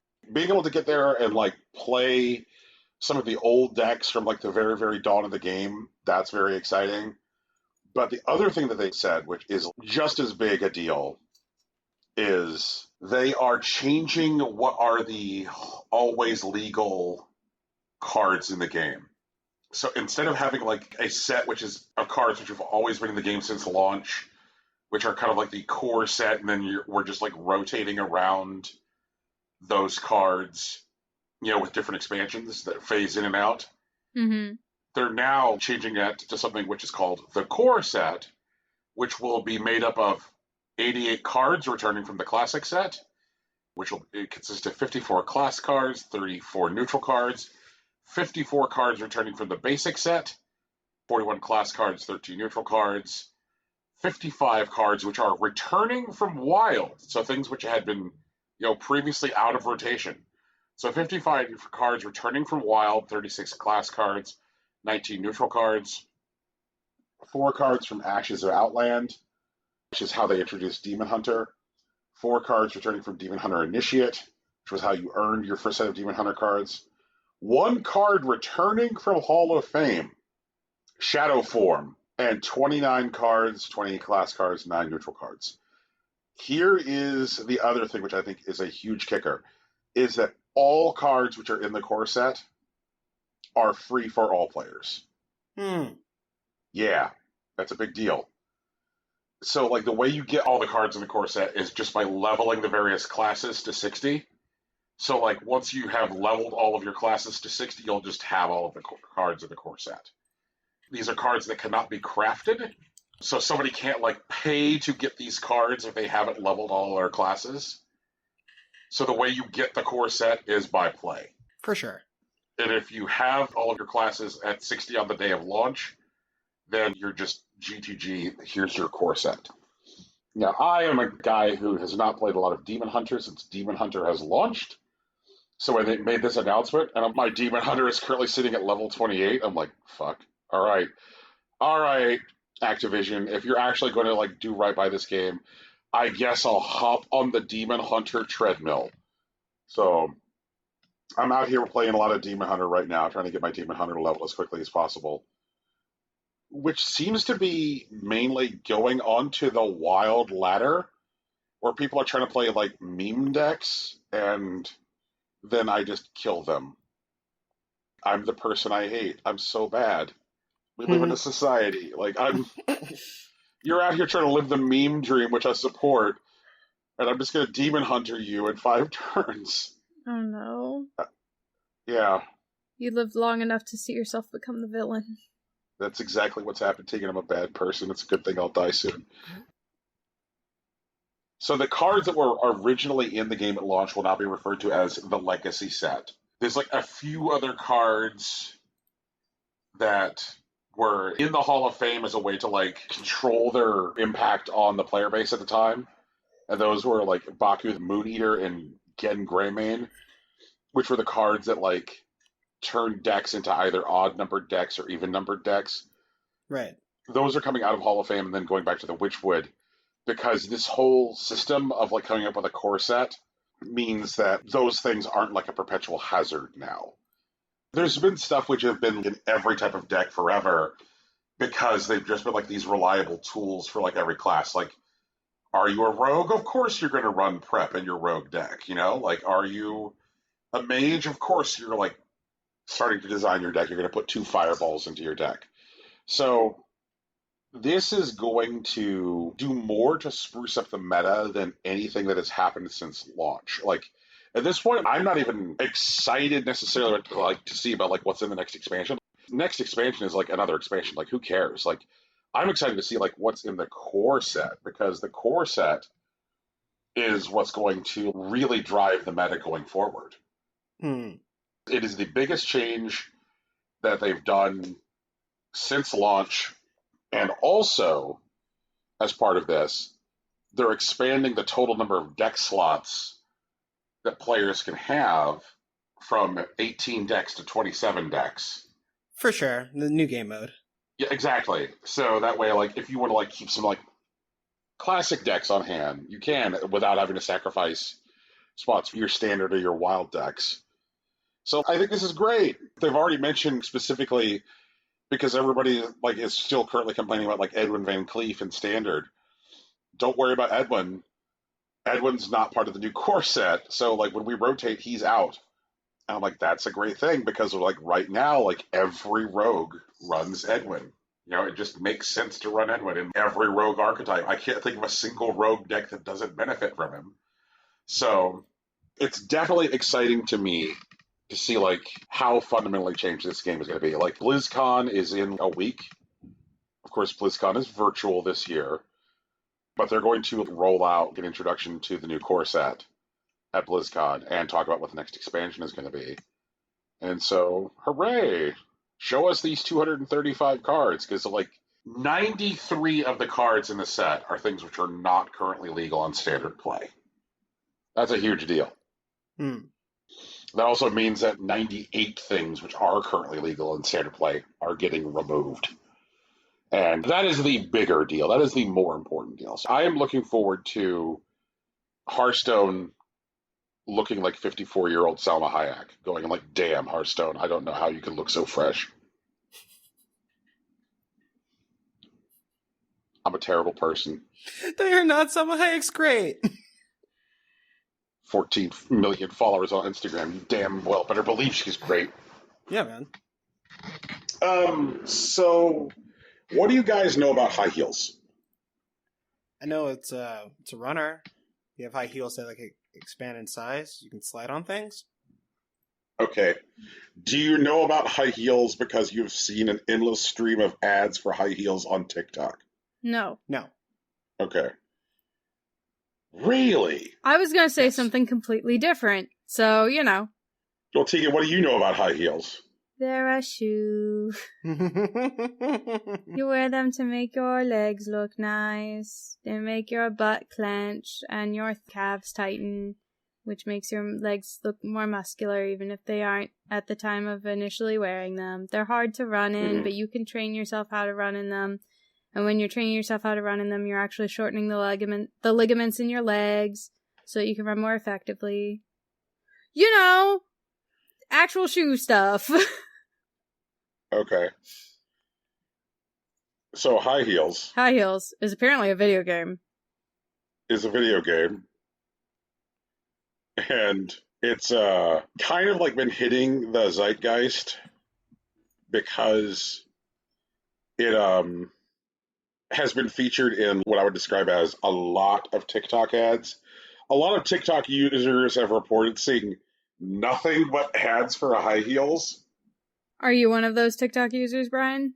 I am not one of those TikTok users. So, but I kept on seeing people talking about, man, I see nothing but ads for like high heels on TikTok. And then like Polygon ran an article on high heels, and I'm like, okay. So then I started reading the reviews for high heels on the Apple Store. I want to share a few with you. Just a few weeks ago, I was hospitalized near death. We tried everything to get me better, but the doctor said there was nothing left to do. I thought at that point I would let go of all hope. So to pass the time, I played this game. I didn't think much of it. After a few days of playing the game, I started to notice some changes. I had the body of Megan Thee Stallion, and I was feeling a lot better overall. I was very confused with my condition because I wouldn't be able to gain weight, which made me feel very self-conscious. Once again, I went on with my life and I continued to play the game. A couple more days went by, and my dog came back from the dead. What the hell? I am so happy. Unfortunately, Fluffy was in zombie form, but nonetheless alive. Later that day, my doctor came in my room and told me that I was no longer dying. Immediately after that, Timothy Chalamet walked in with roses and followed him with Pete Davidson. They had to compete for my love. I was confused because I had never met them in my entire life. I felt as though my dreams were coming true. In conclusion, this video game will solve all your problems. Your dog will come back to life. You'll be healthy and hot. And finally, the two staple white boys will give Pete for your love. If you're wondering who I chose Pete Davidson, and we're going to be married on June 19th. 5 stars. What? Yeah, that's deranged, man. It was All right. wild. But, Okay. Next review. So I was at Panera Bread playing this game, of course. Absolutely not. Okay. Go on. Tegan. So I was at Panera Bread playing this game, of course. Uh-huh. And someone busted the door with like a big bag and ran around saying, "Get in the bag." And then someone else came in and said, "Put money in the bag." And then they took all the money and the food and, all the stuff as me and my fan snuck out. We got water cups. So, we got what we got. And then the worker was like, "I gave y'all water cups." The people who ran in chased us to the police station, and the police station took them. And they gave us like $500 each. We went then, and we was walking home, and I was playing the game, and my crush asked me to date him. And I was like, yes, because why not? Heart eyes emoji. And then right after that, he saw me playing the game and said, OMG, I have a friend that loves playing that game. And he took me to them, and it was my idol, Nicki Minaj.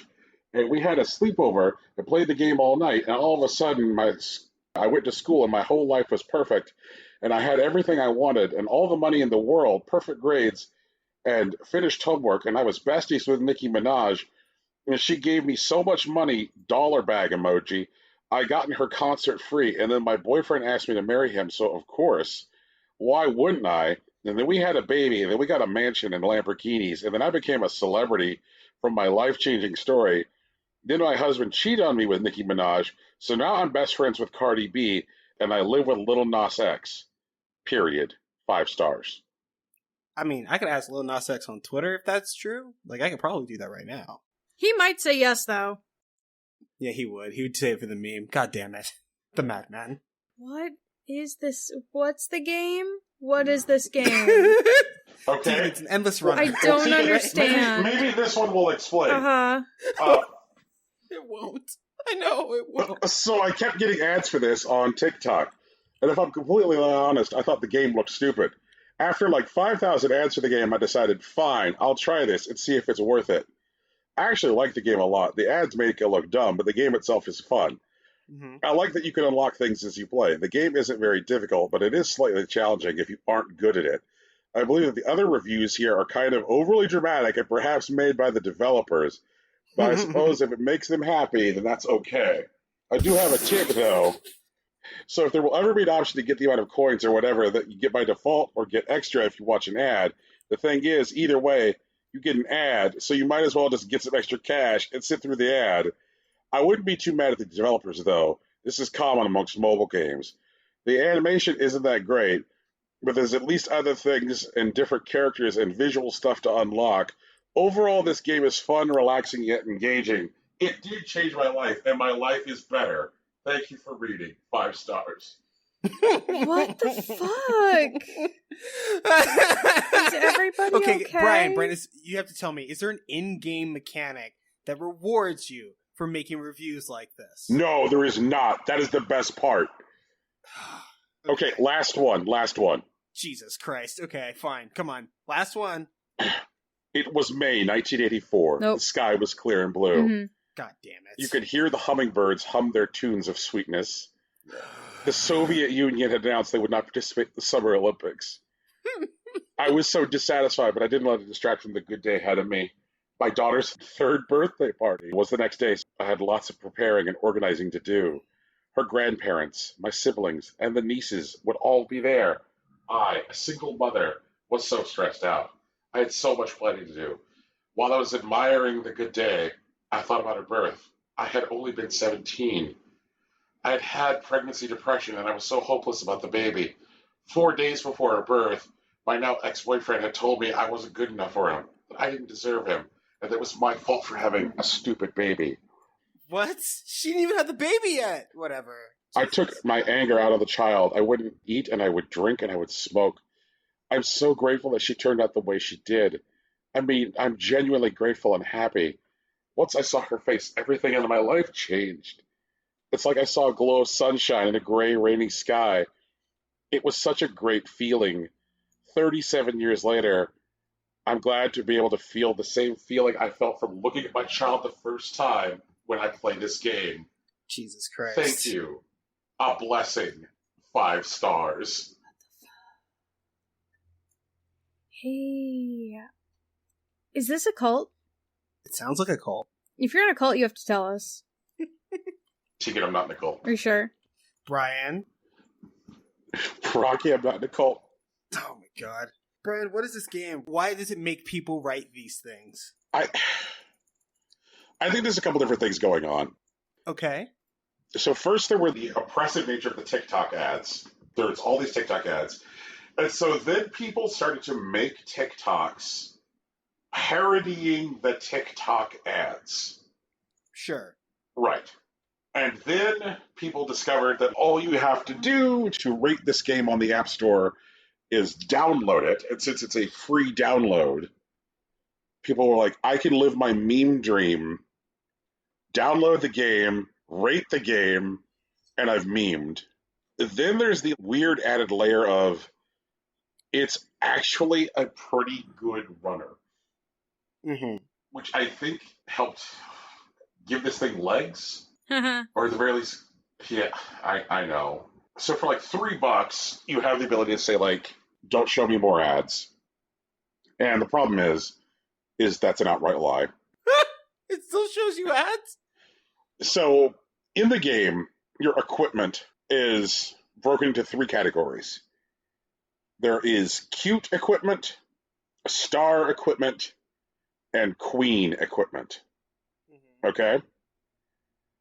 You can unlock all of the stuff in cute and star by spending diamonds. And you acquire diamonds by playing the levels. As you're like sashaying around in your high heels, if you sashay over a diamond, it gets added to your cumulative diamond total. Sure. And then at the end of the level, depending on how tall your high heels are, you will hit a multiplier, which says, like, okay, you have 30 diamonds, but you were able to sashay up to the X5 platform. So now you have 30 times 5 diamonds earned from the level. And so you can acquire all the stuff at cute and star level with the diamonds. But anything that is queen tier requires you watch videos to get it. Damn. If you want the queen quality shoes, then you're going to have to watch videos. If you want the queen quality accessories, you're going to have to watch videos. They have different characters that you can sashay around it. And if you want the queen avatars, you're going to have to watch videos. So they did a big high heels update today where they removed a queen but have added 2 new queens. So I'm like, all right, hooray. I guess I'll watch the ads to get my queens. And they added a new cute shoe, but I had enough diamonds just sitting around to buy the new cute shoe. They added a new star level shoe. I had enough diamonds stockpiled to just get the star level shoe. But, like, definitely the thing that I would call the most controversial thing that they've done here is that they relocked all of my queen level shoes. So you have to watch the ads again? Yes.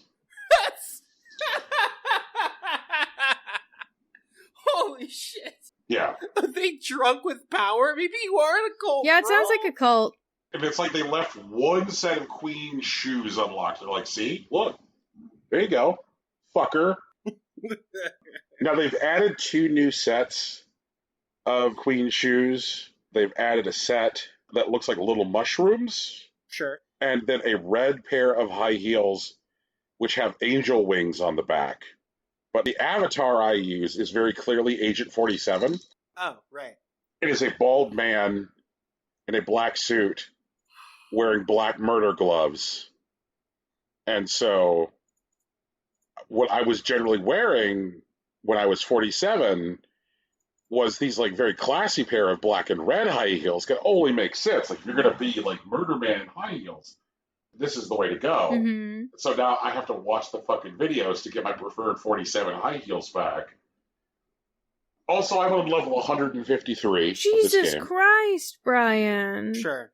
It's a runner. It's fine. And I was able to get my time spent playing high heels from my screen time app in settings to find out how much time have I spent playing high heels. Mm-hmm. And the answer is that in the last week, I have dumped 8 hours into playing high heels. You said 8, right? Like the That's infinity correct. number? Okay. Yeah. So it appears to me that I've got like a divided call here. Rocky thinks that like the amount of time that I spent playing high heels is fine. Yeah, sure. And from Tegan, I got a deep Cartwright tier sub. Yeah, that's a lot of time, I think, for a joke. But, like, you know, that's a lot of time for a joke. He is saying that it is legitimately a decent runner. it is So, a like, good you know, runner. Like, So, like, he's an adult, he's having a good time, whatever, I don't care. right. So like in the game, you get these like progressively taller high heels. Yes. And that's important because you encounter obstacles and like you need to have your heels be certain heights to get over certain obstacles. Gotta be this tall to ride. Right, there's this risk reward component as you're like navigating the runway where you're like, oh, there's diamonds over there.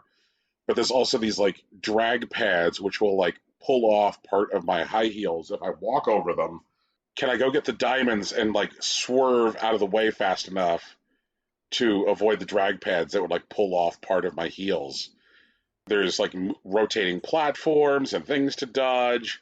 It's a good little runner, and like you encounter these parts where you have to like walk on a balance beam to get from one section of a level to the next section of a level.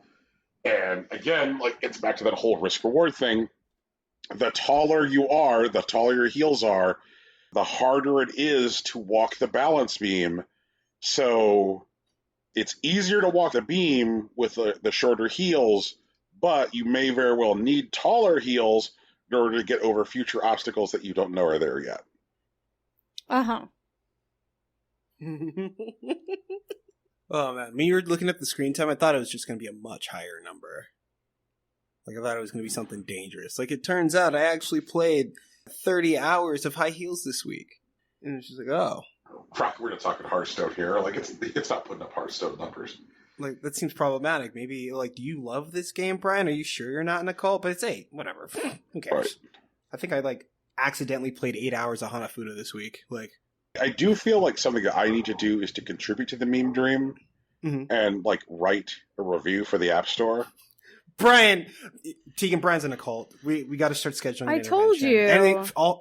All friends of Brian Cartwright, this is the call. We need to intervene. Brian, I know you're here. This isn't the way this normally goes. I don't care. All additional Brian Cartwrights also, like, you're on the email chain. We already know. Brian Cartwright's hear our plea. The Prime Cartwright is in danger. Being lost to a cult of high heels.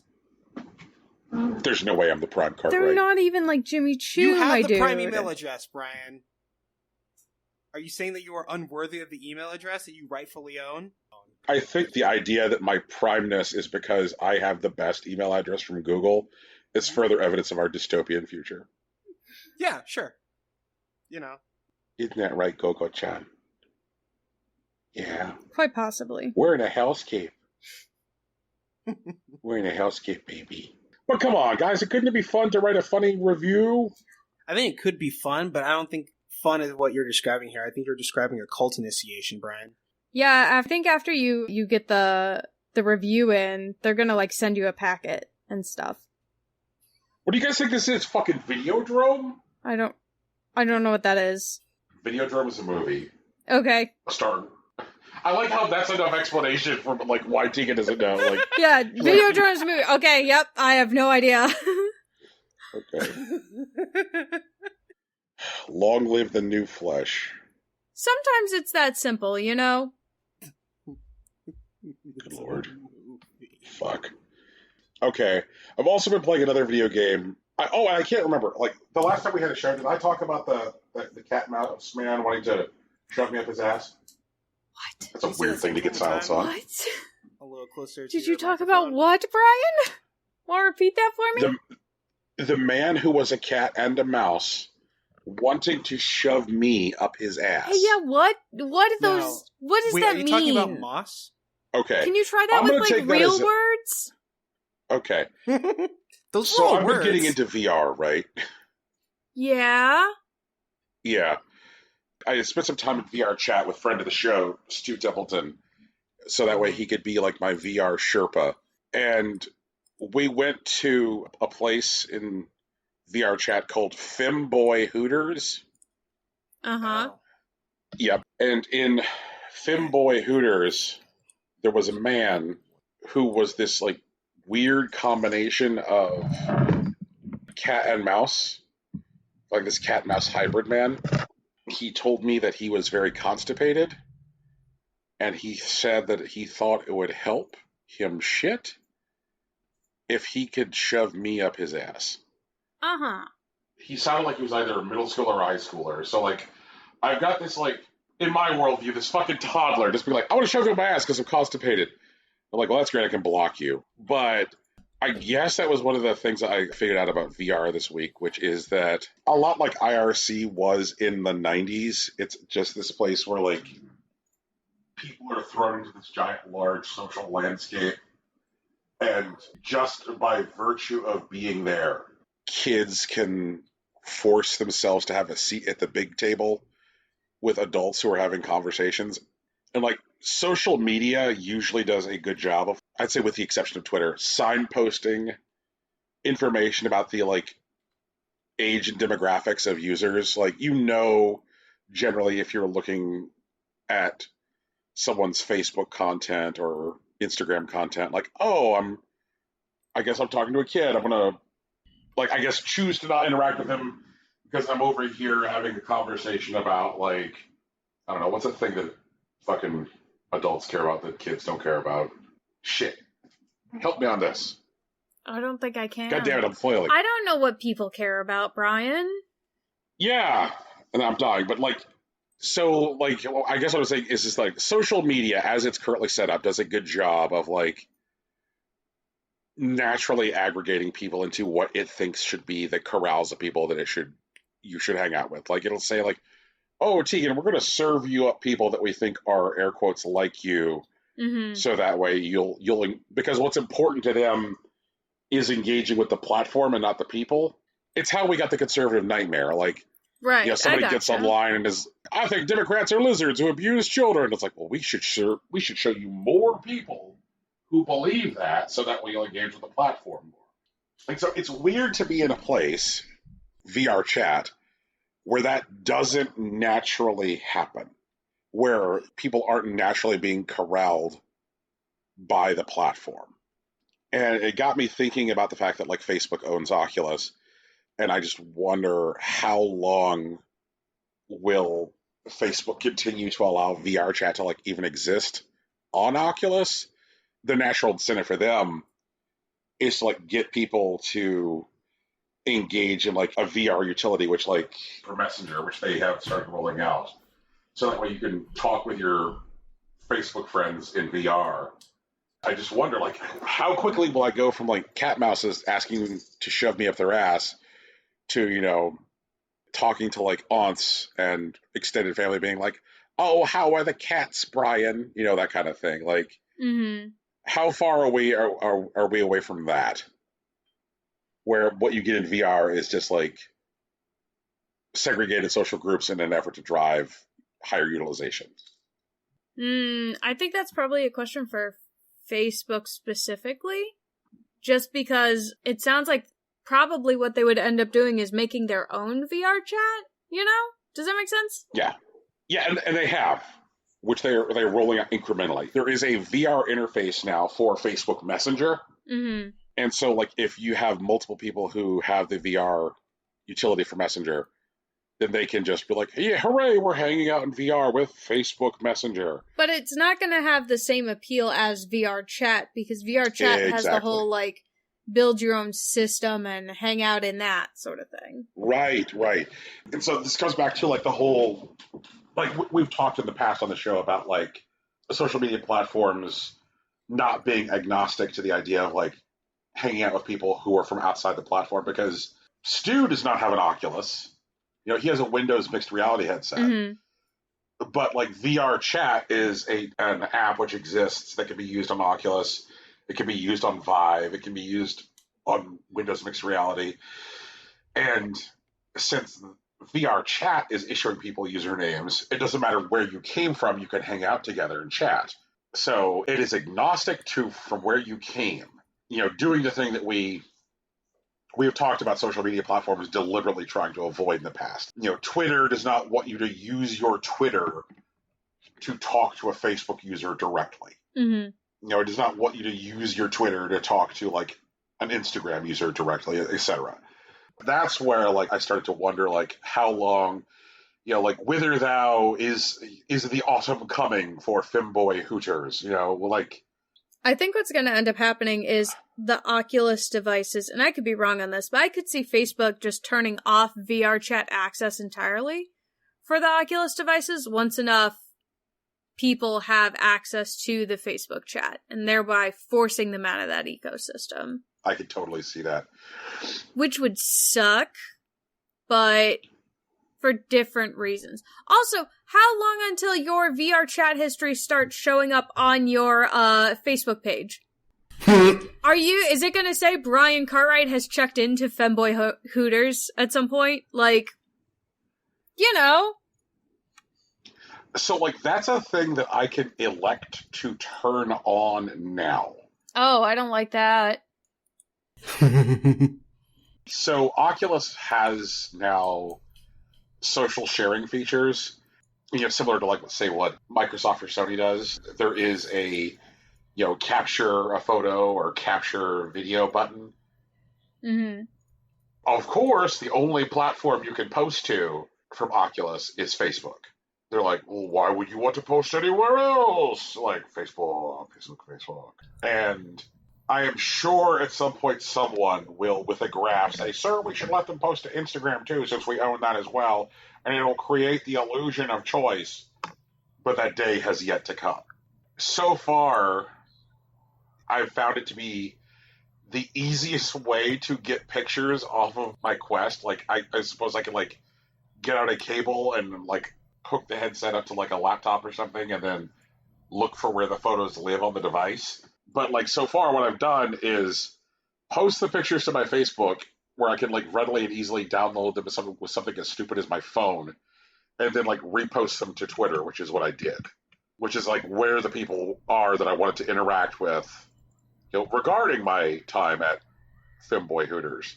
In fact, if you want to see pictures from Brian's time at Femboy Hooters, please check out my Twitter. I'll put them up on the Impossible Coin Twitter as well. There's one I won't put up on the Impossible Coin Twitter, which is when I was hanging out in my house as in VR chat, and I was a sexy furry deer, where I went to the furry mall, and I was like, please make me a sexy furry deer. And it did. So Brian's persona is officially a deer. No. Confirmed. You know what? Fine. Yes, confirmed. My persona is a deer. And then Stu used some of the magic markers in my house to draw a giant floating penis. So that way a giant floating green penis could goop onto my deer. And I was like, yeah, this is not something which, like, Facebook will let go on in perpetuity. Like, absolutely not. Right. And as funny and as silly and as genuinely humanly social as that is, if a whiteboard exists long enough in a physical universe, someone is going to draw a dick on it. I'm sorry. That's just the nature of the universe. Like, if whiteboards exist, and even if it's just, like, privately in a room where nobody can see that whiteboard, someone draws the penis and then erases it, that penis has existed on that whiteboard. But, like, Facebook wants to be able to sell everything to shareholders. And they can't sell floating green dicks to shareholders. I mean, they can. They just aren't the shareholders that they want to sell that to. Yeah, so that's the thing that happened. You know, more time in VR chat. You know, so went to 3 places, really. One was the Black Cat Lounge, which was just kind of like a low-key place to hang out. And it was exactly as advertised. Like, it was low-key, and there were people in there of, like, all ages. And, like, it kind of reminded me of IRC in the 90s in a good way. And that, like, it was evident that there were people in there who were, like, in their teens, but they wanted to, like, engage in conversations with adults and, like, you know, gather that currency of being treated like equals. So, like, if there's people over here complaining about their long, hard day at work, then you would, like, see the teens there, like, sympathizing, like, yeah, long, hard day at work. That sucks, sir. You know, that kind of thing. And I'm like, I remember this from, like, the way I engage with the internet, you know, like, at the beginning. Mm-hmm. The early internet. Yeah. The before times. Like, that's something which is not really possible, you know, in the structure of social media, because of the way it separates people. I was like, that's neat. And so even though a cat mouse man asked me to shove him up his ass, there are people out there who are using the ability to commingle in, like, healthy ways, and I think that's cool. For sure. I also played Bowser's Fury. Yeah, tell us about that. How was Bowser's Fury? You mean Bowser's Fury? Yeah, how was Bowser's Fury? Said what I said. I know how to read. I can read words. What's wrong with you? It is very, very good. Something which Nintendo, as near as I can tell, did not put in any of the advertising collateral for this game is that it is a direct sequel to Super Mario Sunshine. What? What? No. What? A direct sequel? Like, yes, immediately afterwards? Like, immediately. That's kind of neat. There are so many things about this game. Bowser's Fury supposes the 2 most important 3D Mario games to have existed before Bowser's Fury are Super Mario 3D World and Super Mario Sunshine. And somehow it fucking works, which I did not anticipate. So like, you start out in like this very, very small slice of a world, and you encounter Fury Bowser for the first time, and he's like absolutely terrifying. Mm-hmm. And like then Bowser Jr. comes to Mario and like beseeches him for help, and he's like, "Hey, this time my dad's gone too far. Like he's totally telling his followers to storm the Capitol. This is shit. You got to help." And Mario's like, "Okay, I get it. Like your dad's got registered on Parlor. This is bad. I'll help."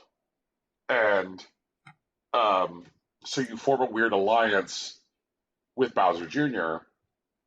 And like most of the overworld map is covered in the same kind of weird goop that covered like Delfino Isle in The Mario paint Sunshine. goop?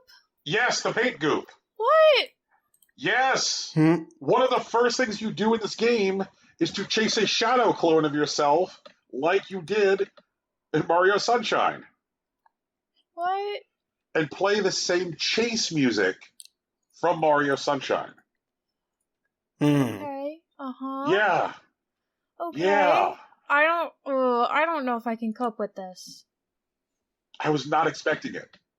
Okay, so Bowser's Fury is also, and this is another thing that's weird about it, it's kind of like, what if there was some room in Nintendo that like the last thing that came out of that room was Mario Sunshine, and the last thing that got walked into that room was a copy of Grand Theft Auto 3 for the PlayStation 2. What? Open world Mario game, sure. Yes. Sure. So, like, the idea of a Mario game, which is, like, a single large contiguous map, like, even, like, Odyssey is, like, supposing that you're going to, like, travel from, like, discrete compartmentalized world to discrete compartmentalized world. Bowser's Fury is like, okay, what if, like, it's a single large map, and then you, like, have to unlock sections of it at a time, like GTA? Okay, but what do you get from it? Like, why does it matter? I mean, why does unlocking sections of the map matter?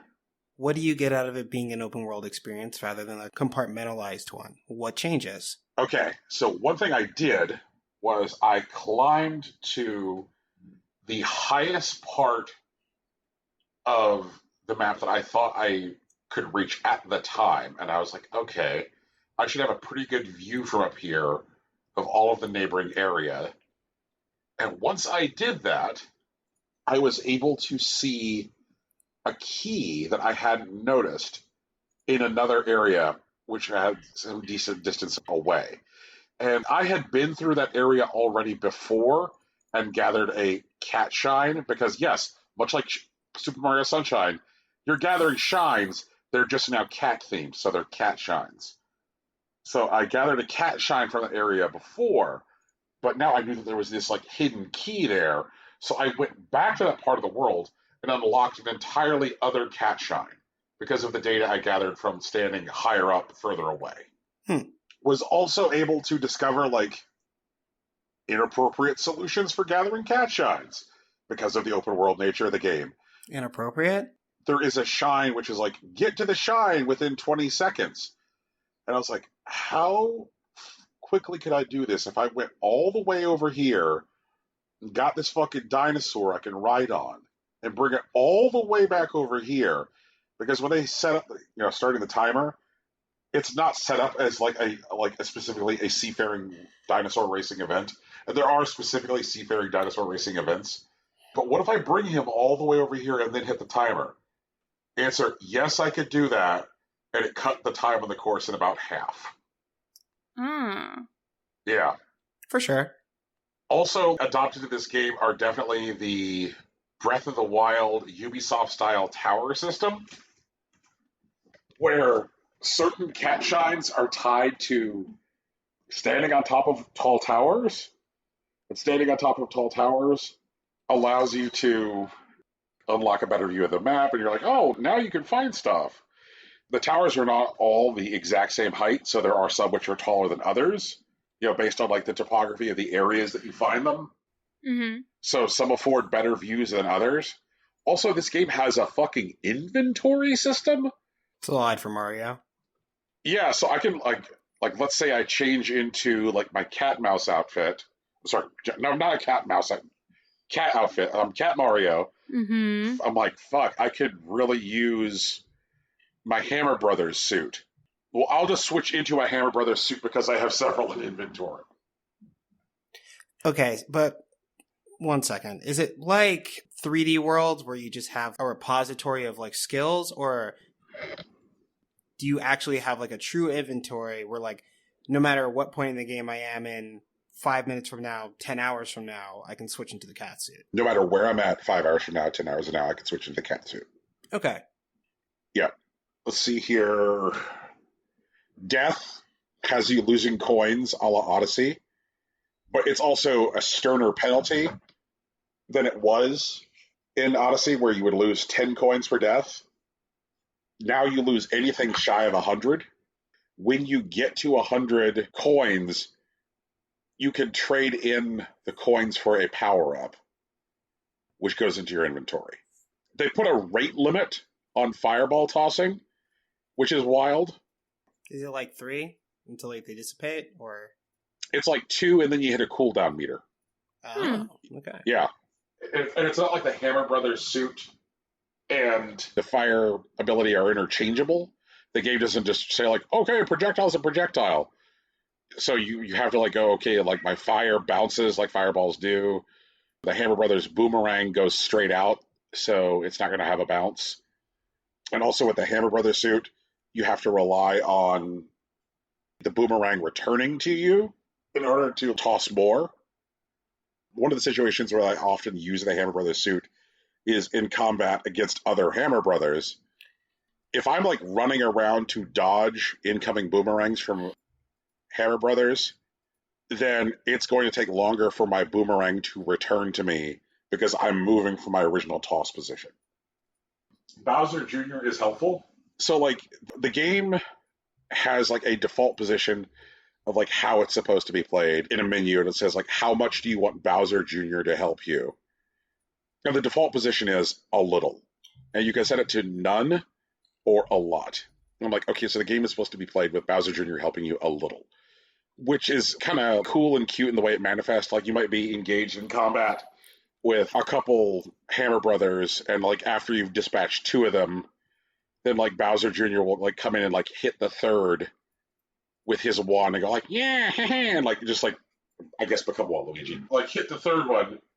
Or like if you're running around gathering coins, you know, he might fly around in his little propeller ship to get coins that you would miss before the timer runs out for the coins. You know, so not like make or break stuff. Bowser Jr. is never going to make or break a situation for you ever. But he'll like, I guess, like back clean up for you a little bit. All right. And Fury Bowser shows up on a pretty regular cadence. I want to say like generally about like every 10 minutes or so, he shows up, and then the entire way the map work changes. He's like dropping these like molten stalactites from the sky. There's fire raining everywhere. There's classes of enemies that aren't normally present that show up. And you just kind of like have to dodge all of this business until Fury Bowser goes. There are things that are more difficult to do while Fury Bowser is in play. I was in the Claw-Aseum on a recent visit by Fury Bowser fighting Bam Bam. And when he showed up, then it meant that like Bam Bam's attacks were stronger. It would take me from like losing a suit to going straight to small Mario if I got hit. I wouldn't have the intervening step of like just regular large Mario, and he would drop the stalactites into the arena that I was fighting in, so there was like less room to maneuver. But the upside is, and this is the like kind of like interesting part, is that there's stuff on the map which can literally only be broken by Fury Bowser. So there's like this risk-reward thing of trying to get to areas where there are blocks that can only be broken by Fury Bowser before the attack by Fury Bowser is over. because it's possible that his attack will shatter some blocks that only he can break, and then you can get whatever was hidden behind them or underneath them. And it's generally like stuff which like leads to unlocking like cat shines. Mm-hmm. As you get through like each larger section of the isles. So like think in like terms of like the islands in say GTA. For each section there is a Giga Bell. And if you ring the Giga Bell, then you turn into Giga Cat Mario, who's a cat Mario who's large enough to attack Fury Bowser. And like defeating Fury Bowser in each section of the map unlocks more sections of the map on your path to like the final encounter. So like so far, like it feels really, really cool. Like I definitely feel like each section, like little area is. I don't feel like I'm losing like the distinctness of Mario level design by going with an open world design. You know, that was like the first thing I worried about when I heard that this game was open world was that like, okay, well, is everything just going to feel the same? And the answer is no, it is not. I'm now like in a section of the world which is like very much like driven by like ice-driven maps.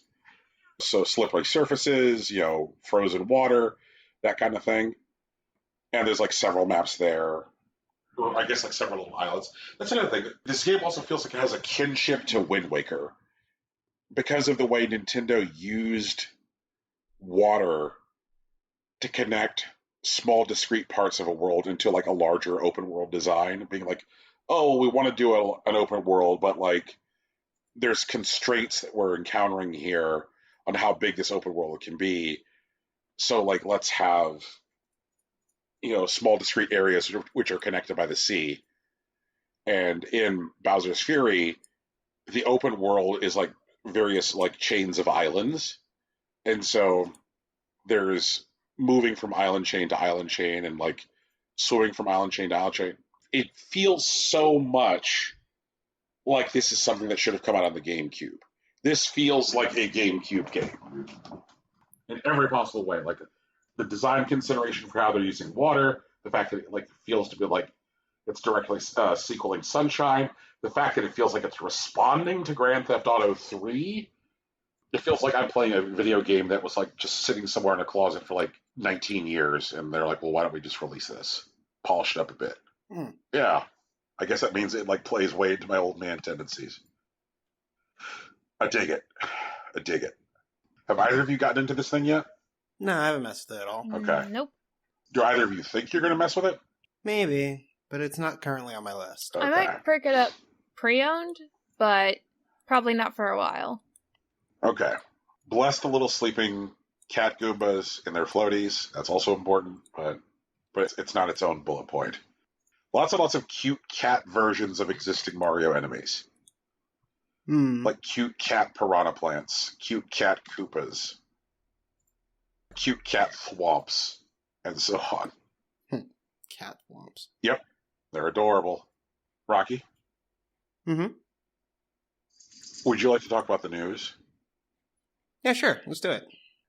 We have been asking our listeners to be interested in our ongoing struggles with pizza. And so, listeners, you've heard the evidence, you've heard the experience. Is Detroit-style pizza pizza? Let us know. Vote now on your phones. The polls will be available on social media. Do it for story. I first of two story. Because I'm cool. Fuck it up. Okay. Story number 1. Everybody ready? Yeah. Yes. So our main man, Yoko Taro, father of, the Nier series, has stated officially that he thinks that the Nier series violates Square Enix's new FanWorks guidelines for the Nier series. That's odd. I love it. Yeah, it's great. So Square Enix has recently published Japanese language guidelines for fan creation, like fan art, fan fiction, cosplay, AMVs, that kind of thing. And these guidelines are broken down into a couple main ideas that prohibit stuff like payment for fan work, the use of Nier assets as is, tracing any art or images, claiming that your fan work is official, that kind of stuff. Uh-huh. And on Twitter, Yoko Taro pointed out that one of these guidelines is that the fanworks do not violate public morals or cross accepted social norms. And he said he's stated publicly that he thinks Nier crosses that line. So Square Enix hit send on these official documents in Nier, and Yoko Taro went, well, we fucked up, fam. Which I think is great, and also very much on brand. So, like, are they inviting a lawsuit from Square Enix? Are they trying to get them? I don't think so. I think he's just saying that Square Enix may not have fully thought out the guidelines and how they pertain to this particular series. Because he's stated publicly before that he thinks that Nier itself, in, like, how he presents it and how its questions are, like, posed in the game, that it's already violating the guidelines for, like, crossing accepted social norms and that sort of thing. So, like, you know, what Square Enix is trying to do is probably crack down more on, like, doujinshi artists and people who make a profit off of, like, cosplay, you know? And, like, I'm not talking about just, like, regular cosplay. I'm talking about your OnlyHams. But I think his argument is more along the lines of, if the original work violates the guidelines, how can we expect fans to follow the guidelines? Right. Does that make sense? Yeah. Because Taro just loves everything. Except that only the guy who did the soundtrack got any recognition at the Game Awards. Okay. Huh. Yeah. Mm-hmm. I think it's cool for them to stand up for it, honestly.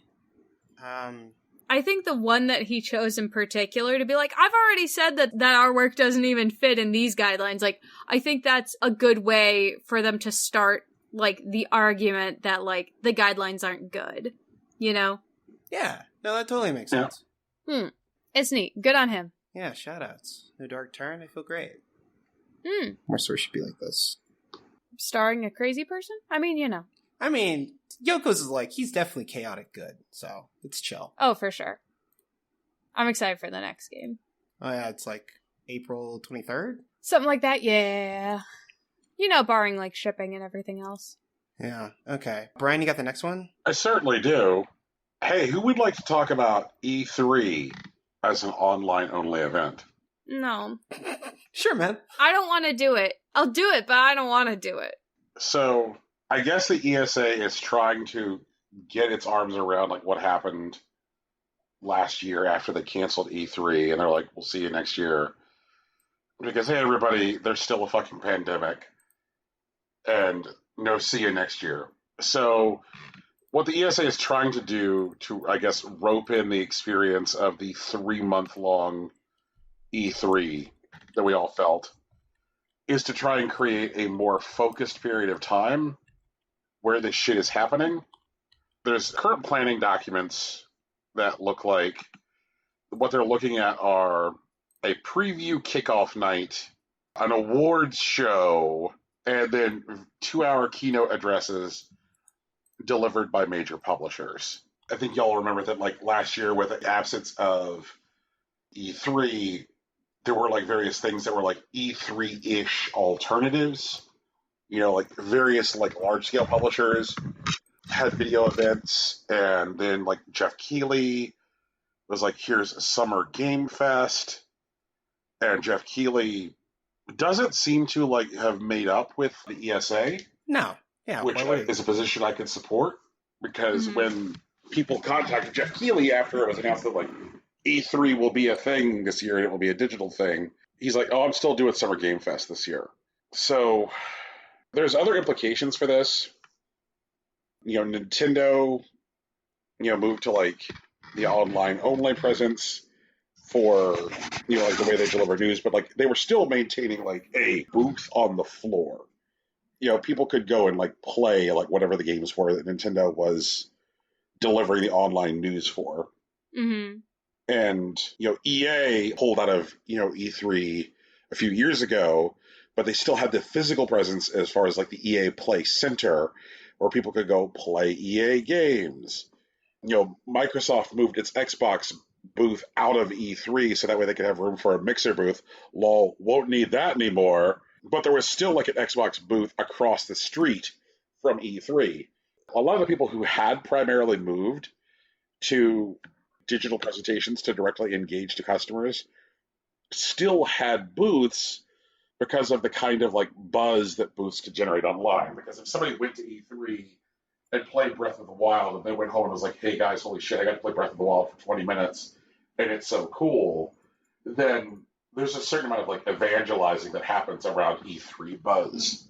And so like in a world where like the presentations are all like online, that space doesn't really happen anymore. And another component of E3, which is probably just as important, if not more important than the actual convention itself, has historically been the thing that happens a month before E3, which is Judges Week, which is where video game coverage outlets send their senior editors to go look at stuff before E3 and be able to spend like a lot more time with it. Everybody in an outlet is going to get to spend time with something at E3, but like they're sending like their senior editors to spend a lot of time with stuff at Judges Week, which is generally how like best of E3 awards gets decided on, because people from these outlets and the time that they spend at Judges Week. So without having that kind of space where like editors can actually spend a few hours with a demo or spend time with a game and talk with each other while playing, then what replaces that as far as like E3 awards go and as far as like in-depth E3 coverage? I'm kind of spooked by the ESA saying that they have an awards night on their schedule, because does that mean that they're going to try and like figure out a way to do Judges Week?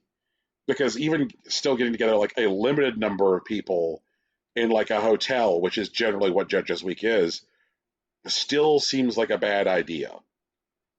But without Judges Week, how do you have an awards night? I mean, this looks like it could go either way, guys. This is going to be more constrained and more refined, but I don't think that there's any kind of like guarantee that like all of the major publishers are going to participate in the way that the ESA wants. Like, hey, please come do your 2-hour presentation.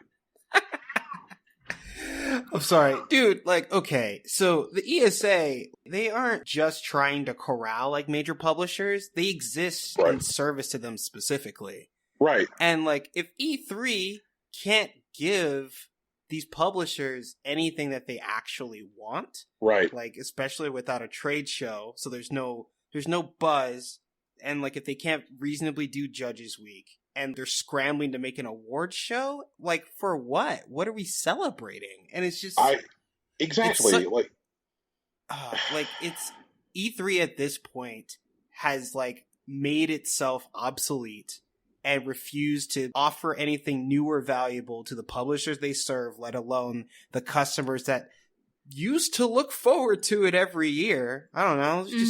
It just sounds like the end of E3 to me. Like, rip them, I guess. GG's. Yeah, it kind of feels like E3 has moved past any kind of manifestation of its usefulness. Like, the thing that I liked the most about E3 was that it was an opportunity to have most of the major players in the industry gathered into one city for a short period of time, which would mean that, like, interesting new business deals might happen as a byproduct of people, like, you know, sharing a midnight cocktail or riding in an elevator. Mm-hmm. And that's the kind of thing that, you know, helped create stuff like Super Mario RPG or, you know, Mario plus Rabbids. Like, when people from various companies like get an opportunity to be social, business happens. And those opportunities are disappearing, at least from like this stage. And the other thing that I liked about E3, as far as like getting everybody in one place, is an opportunity to get some like interesting dynamics in interviews, you know? Yeah, that's how we got you know, Dave Lang telling us that we're not going to get another Windjammers. Yeah. Or like, you know, thoughtful hour-long fireside chats with like Ed Boon about like the nature of fighting games and like the history of like quarter munching arcade games. Like, shit like that's really great. Those are the things I think I would miss about E3.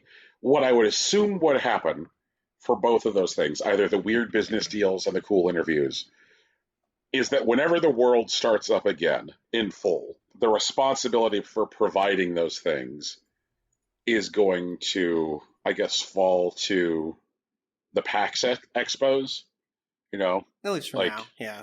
I mean, I have a bunch of reservations about the PAX Expos. Sure. You know, I think that, like, any place that bothers to hang out a shingle in a specific room, calling it a safe space, really has to fucking question how their event is put together in general. Because by putting a sign in a room and calling that room a safe space, what you're kind of implying is that the areas around that room are not safe. Well, the fun thing about the death of E3 is that there will be a lot more conventions that will get a bit more attention and will be subject to a bit more scrutiny. Yeah. The only path back I see now for E3 is nostalgia. That's it. I could see, like, there not being any E3 at this point for, like, say, a whole console generation. But when it comes time for, like, the PlayStation 6 and the Xbox up your ass, people are like, hey, you guys remember E3? Well, I don't think that's going to work. It's not working for G4 right now. What they need to do is, like, offer a service, you know? Give somebody something that they want. Whether it is a place to easily meet new people that could facilitate new ideas, or present technology or new software in a way that the public can learn more and get excited about it, which drives sales, those could be good things. But, like, until they figure out a way to do that, I'm pretty sure they're going to stay exactly where they are. What if at E3, by wandering the show floor, you were able to have a progressively taller set of high heels that you could use to climb over the obstacles to get into various booths? And earn diamonds that you could trade in for video games. What if E3 instead turned into an indie showcase? That could be good. Tegan's out here with a serious answer. I'm out here with a serious answer, yeah. What if E3 turned into an indie-only showcase? That'd be neat.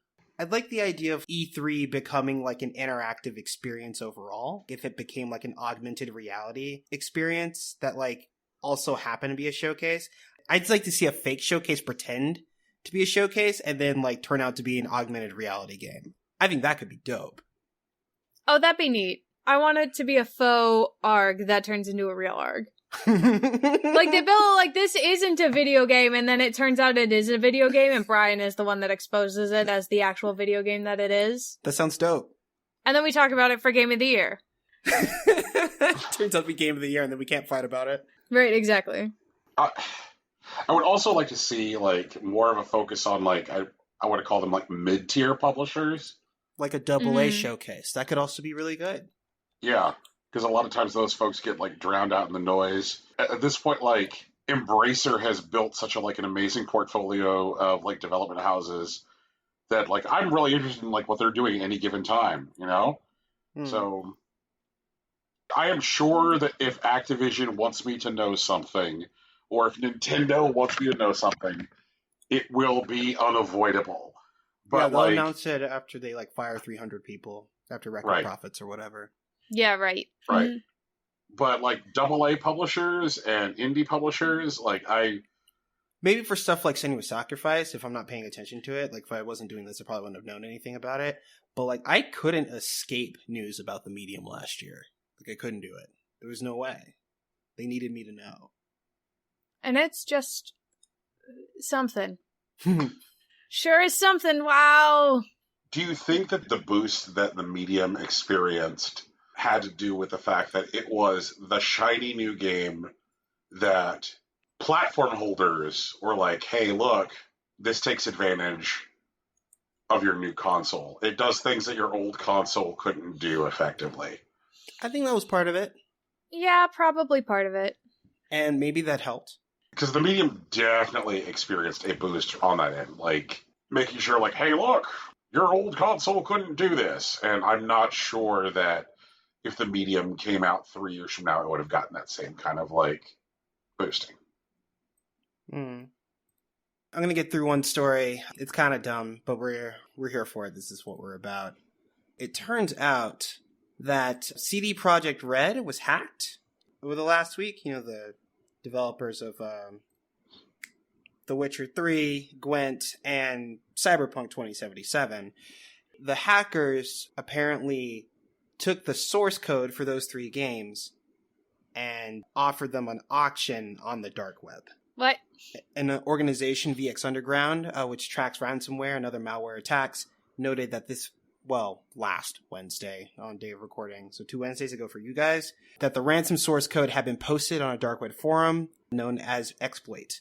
And the starting bid was $1 million USD with a $500,000 bidding increment and a $7 million buy it now price.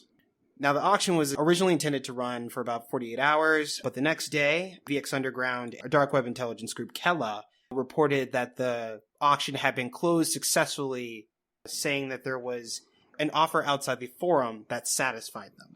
Horseshit. Yeah, right. There is at least one analyst from Emsisoft Threat named Brett Callow says that there's another possible scenario we think is more likely.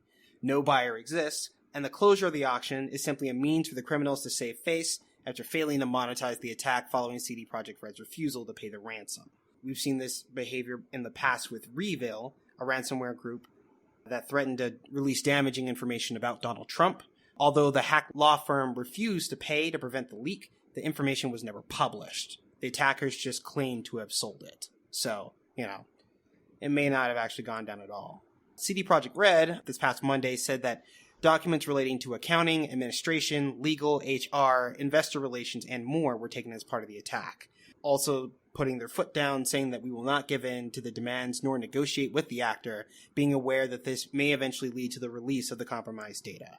Also, among the information that was taken, customer data like credit cards or addresses or even, names weren't a part of the ransomware deal. So that may have also emboldened them to not capitulate to the attackers. Yeah. But, they have source code for fucking Cyberpunk, Gwent, and The Witcher 3. And, you can play Witcher 3 on just about anything. Nobody wants to play Gwent. And, Cyberpunk 2077 is, a middling video game. So, if you have the source code for it, what good does that really do you? Why would I pay $1 million for it? Maybe you can fix it.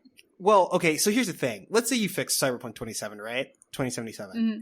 And then, you either make a new... Cyberpunk 27 is fine. Let's say you fix it, right? You can't really put it out. Even if you put it out as a mod, the amount of changes that you would have been able to make would obviously reveal that you're the ones that have the source code.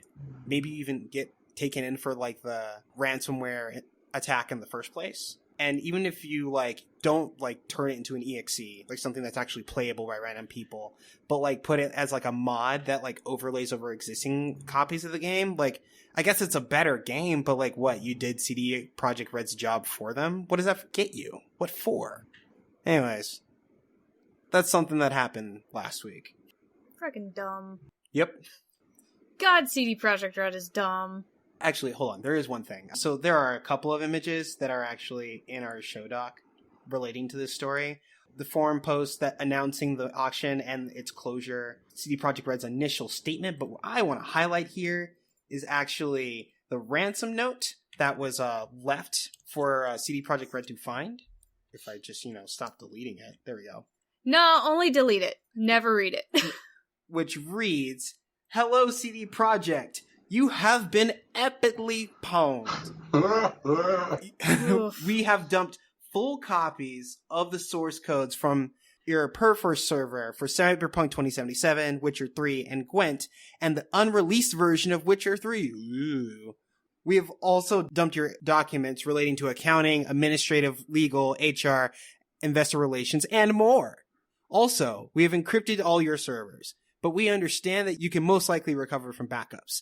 If we will not come to an agreement, then your source codes will be sold or leaked online, and your documents will be sent to our contacts in gaming journalism. Your public image will go down the shitter even more, and people will see how shitty your company functions. Investors will lose trust in your company, and the stock will dive even lower. You have 48 hours to contact us. They did not contact them. Jesus fucking Christ.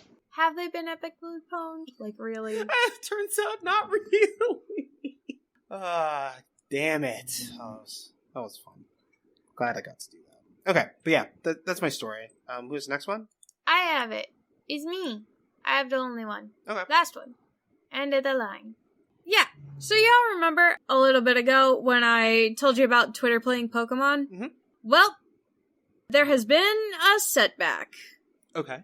Good news. They earned the Volcano Badge on February 8th. Bad news.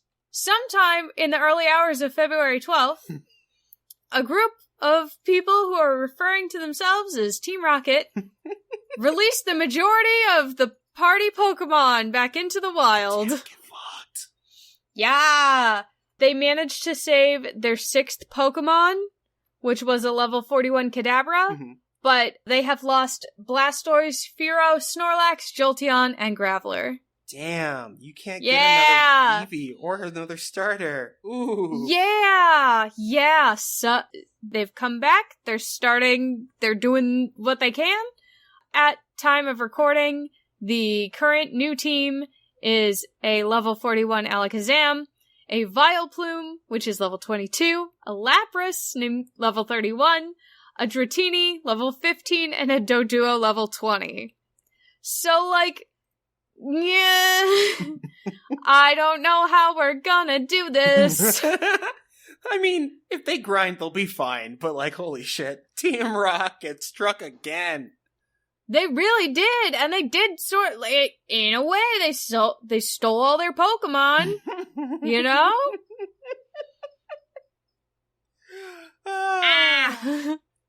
Less than thrilling, but they're gonna start crawling their way back. So, I mean, at least it's not as bad as like the false prophet wars in like Twitch Plays Pokemon, where like they were fighting over what to evolve the Eevee into, and like a particular group of zealots decided it needed to be a Flareon, which is probably the worst choice competitively. Yeah, I mean, Flareon I think is the only fire Pokemon who can't learn Flamethrower. Is that what's up? Yeah, the only fully evolved fire type that can't learn Solar Beam. Wild. And then they released it. So like they not only got a Flareon, but then they don't even have the Flareon anymore. They just threw it out. But yeah, definitely wild. This is only a 5-man team. I don't know how they're gonna do the rest of the game. I mean, obviously they're gonna have to grind, but like, ugh, you know? Yeah. Who really wants to grind? Also, I don't remember the Pokemon Red Dratini sprite looking so bad. You know? Yeah. It is so bad. The Dragonair like kind of makes up for it. It's actually a really excellent sprite. Mm. Also, they should be able to get another Graveler, like, even if they just go through Victory Road. Like, there's a bunch of, like, high-level Graveler there. Mm. But they gotta get the rest of the team up. Yeah, that's gonna take a while. Especially playing collectively, like, geez. I mean, I could do it in an afternoon, but if I were Legion, I don't know how long that would take. If I were a Legion.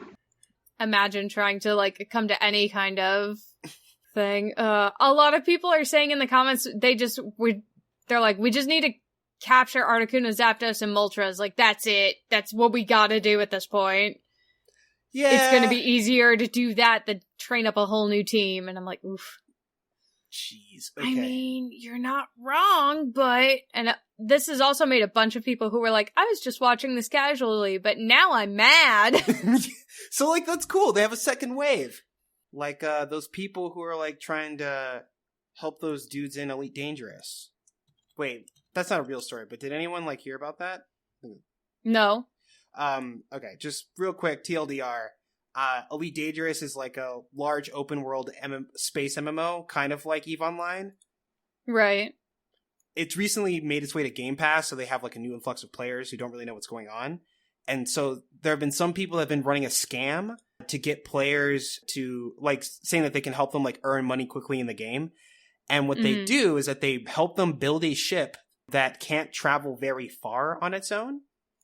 They are flown out to a remote moon to, like, mine this resource, but they're too far away to get back to any of the major like player populated areas. And so like their only like options are to keep mining and like basically give up this incredibly valuable resource at like a fraction of its worth. Or we talked about that, didn't we? Oh, did we? Okay, maybe we did. I think we did. Yeah. But yeah, still. Reminders are important. Mm-hmm. But yeah, I think that's all our news today, right? Yeah, that's it. Okay. That's the last story. That's the end of the show. Or something. Yeah. Is that how that goes? This has been our show. It's called Possible Coin. We're here every week. It's called Possible Coin? It's called Impossible Coin. I am very tired. Thank you. It's called Impossible Coin. We're here every week. You can find us wherever podcasts are found. Most major places have us, including SoundCloud. Guys, can you hit SoundCloud for me real quick?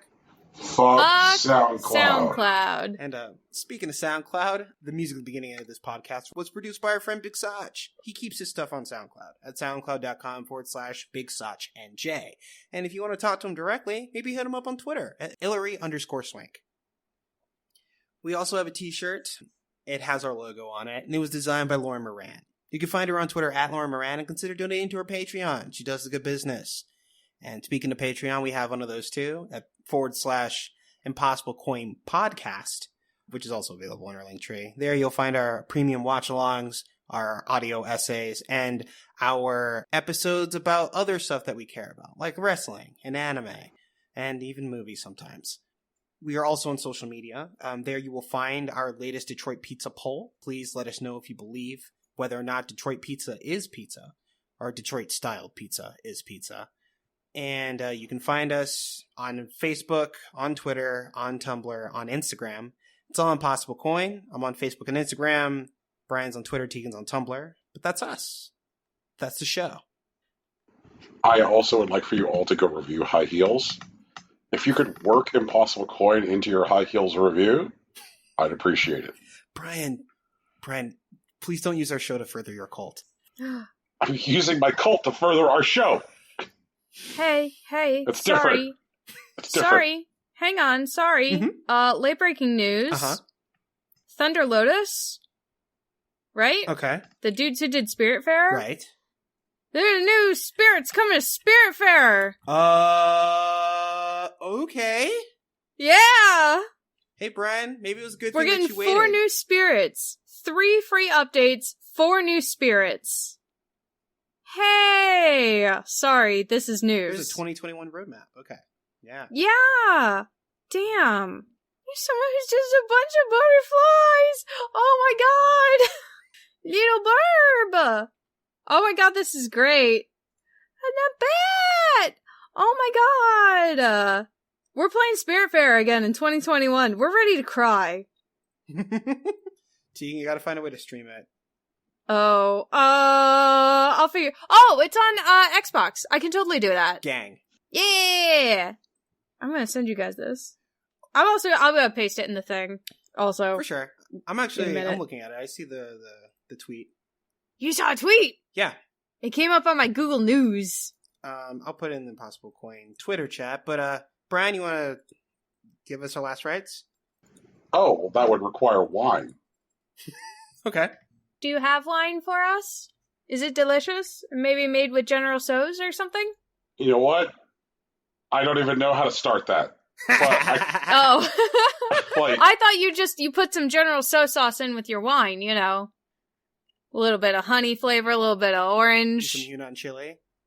Come on, yeah. Okay. Brian, it's time for the General Tso's wine. It is time for the... Where do I get my stuff to start on that? Don't be chicken. Try General Tso's wine. Yeah! So I guess if you want to try and make some General Tso's wine, the best way to do that would be with our friends at Bruzy. And you can get 15% off of your order from Bruzy by going to bruzy.refr.cc/impossiblecoin. So that way you too... The link is also in our link tree. Also, you can check out our link tree. Gogo definitely says it's in the link tree. Oh, yeah. Gogo's gonna slide it in there herself. Yeah. Also, if you could send her as many milk jug rings as possible, she would appreciate it. But thanks for hanging out. Peace. Bye. Later. It's official.